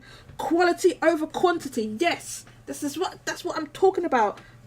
Dank. That's exactly what I want to see. Quality over quantity. They have just all that stuff that a lot of people commented on it. Don't forget, a lot of people talk about how so many games releasing so close together, right? And like I said, Square Enix let me quickly see if I can Google Square Enix Entertainment Company. No, not that site. I want to see. Maybe we can see this. Oh my god, is it? Do we have the list of they have a list of their games on here? Look at all the stuff they have, all the businesses, video games and franchises, game engines, online gaming, cloud gaming, amusement, arcades, film, manga, merchandise. There's a whole they're huge organisation with a whole bunch of stuff. Oh man, I don't have it. Oh, maybe this is it. List of Square Enix games, list of Square Enix Europe games, mobile games, Taito games. Yeah, they own Taito. That's the other thing. They own Taito. They bought Taito like how many years back? Hang on. What's this? Yes. What is that? Is that like the platforms or something? What is that? Oh, what region they released them in? Oh, okay. Right. Hang on. I wanna. Let's go to the recent stuff. All right. So look at this. This is what I'm showing this to you, so you can see who is developing these games, right? That they're releasing, because a lot of them are not developed internally, and you'll see that here, right? These were look, Legend of Mana, and it says Square. So when it says Square, there's two different sides to Square. There's Square, and there's the Square side and there's the Enix side. Right? So anyway, look, so you see Saga Frontier, look, Balan Wonderworld was they formed a company called Balan Company, and it was co-developed with Arcest. Are you seeing this? So you can see how they're making. Oh my god, why is it so like that? It's huge. What the hell? Hang on a sec. It's huge. You can see who's making this game. Okay, yeah, right. Saga Frontier, Square. Legend of Mana, Square. Near the Worlds Enzo U was Square and Hand. Final Fantasy Pixel remasters were all done by Tose. Dungeon Encounters, Square Enix and Catacall. I've never even heard of Catacall. Catacall is a Japanese video games developer in Tokyo, Japan. The company was a former staff of anyway, whatever. Okay. Voice of Cards, Alim. Who's that? I don't know. It's not Square Enix. Pixel Masters, Tose. Alim, the voice of Cards games. Our Pixel Remaster was Tose. Babylon's Fall was Platinum Games. Triangle Strategy was Art Dink and Netsubiyoi. Never heard of that studio, but that's who it was. Art Dink, right? Okay. Chocobo GP, Arika, Stranger of Paradise, Team Ninja, which is a division of Koei Tecmo. Chrono Cross Remaster was Square Enix. The Centennial Case of Shijima Story was Hand. Live Alive was Historia. That was with Team Asano, right? Voice of Cards. The Voice of Cards. Look how many of these Voice of Cards games they've had out. Alim. Various Daylight, because I'm so happy they did that. They released a physical Various Daylight. I'm so happy. Anyway, that was Doki Doki Graveworks, right? Not internal, not Square Enix. Deerfield Chronicle, Landcast, right? Oh, they made Shin Megami Tensei Strange Journey. Well, there you go, right? Valkyrie Elysium, Soul Leo. How do you pronounce that? Soul Leo.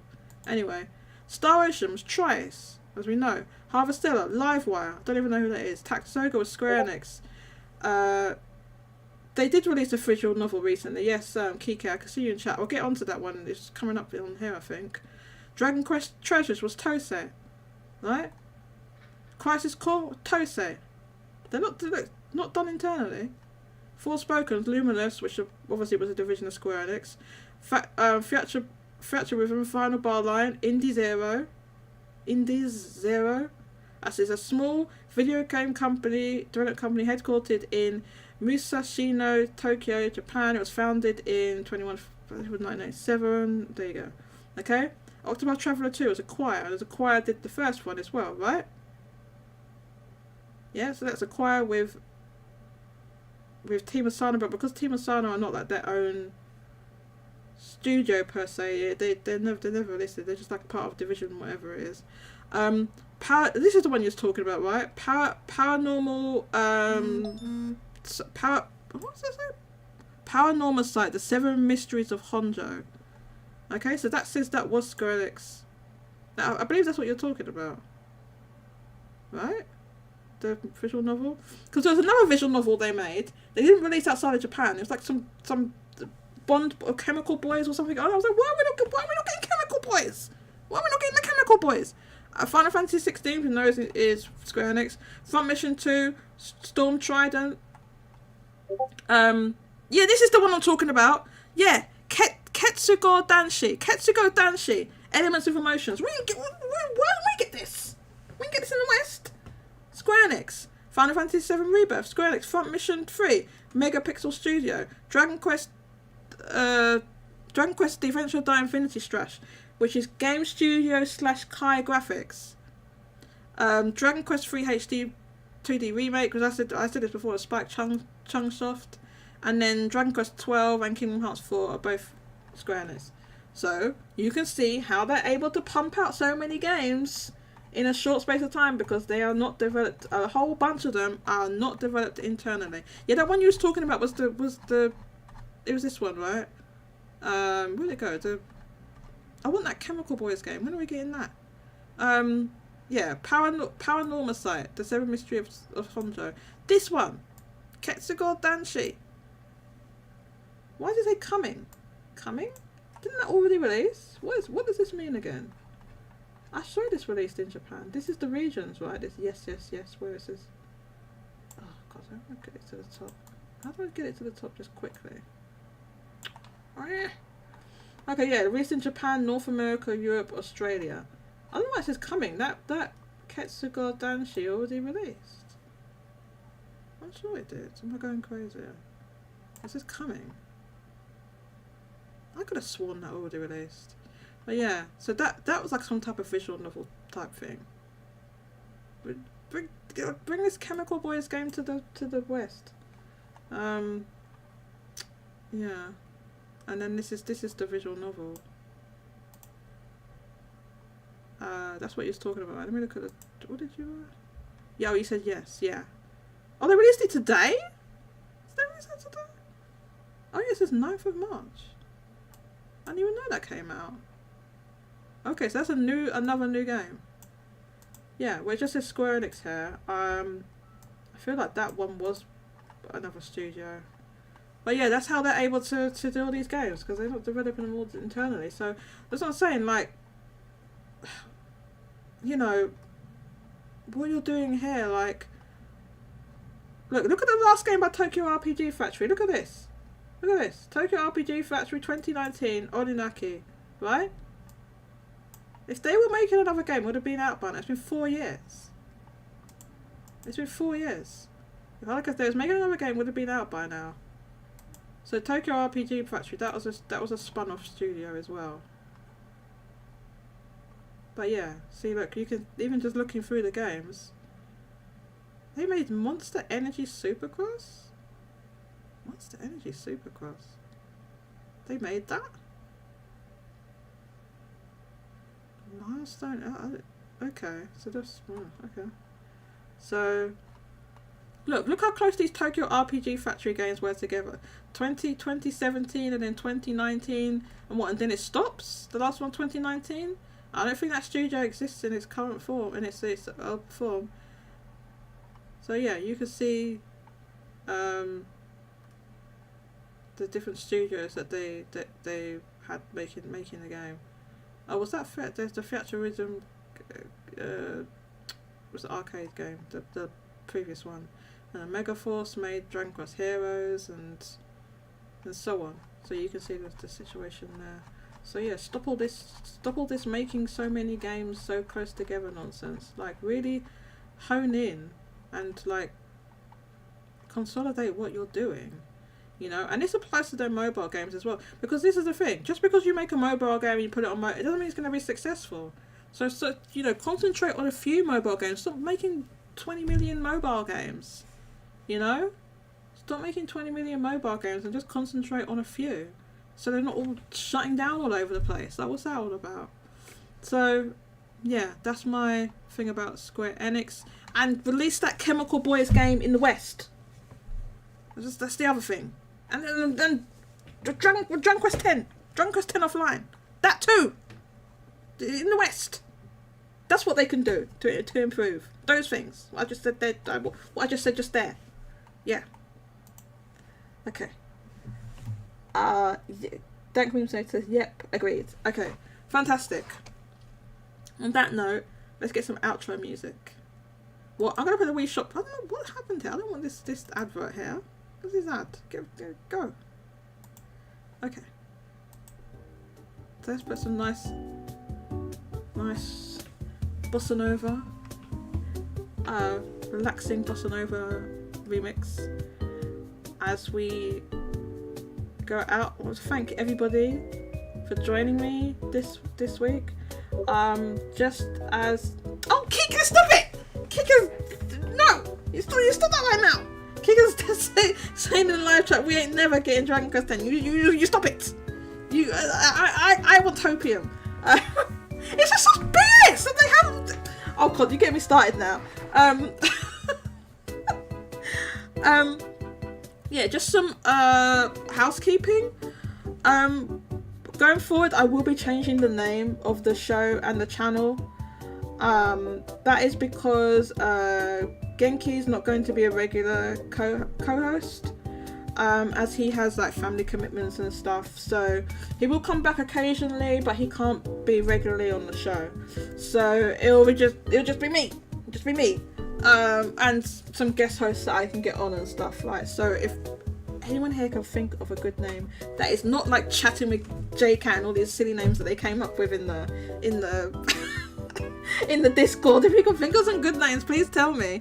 Of something good to, you know, it doesn't have to have my name in the title. Oh yeah, and just any name you can think of that doesn't have sales or Japan. No sales or Japan. It doesn't have. I know we're talking about Japan sales, but I don't want that in the name, because then you're like, you're just that. You're stuck with it, right? Because like. For example, you know Benji Sales, he says, oh, I wish I didn't put sales on it, but everyone knows him as that now. He's like, oh, I wish I didn't put that type thing, because he's kind of stuck with it now, right? So I don't want to be that. I want something that's, you know, you can think of like Dank Ming Center. Look, you've got a good name. Dank Ming Center X. I mean, that sounds a good name. You can think of something for me, right? And J2 Blue Engage. Now, I don't know. I know you added Engage on there because of Fire Emblem Engage. I don't know why you're called J2 Blue. What is that name? So you guys can think of good names. So you can help me, right? Are you in my Discord, Dank Meme? You're in there, right? Where's my link for my Discord? I'm gonna drop the link. Let me get the link. Just in case you're not. Copy.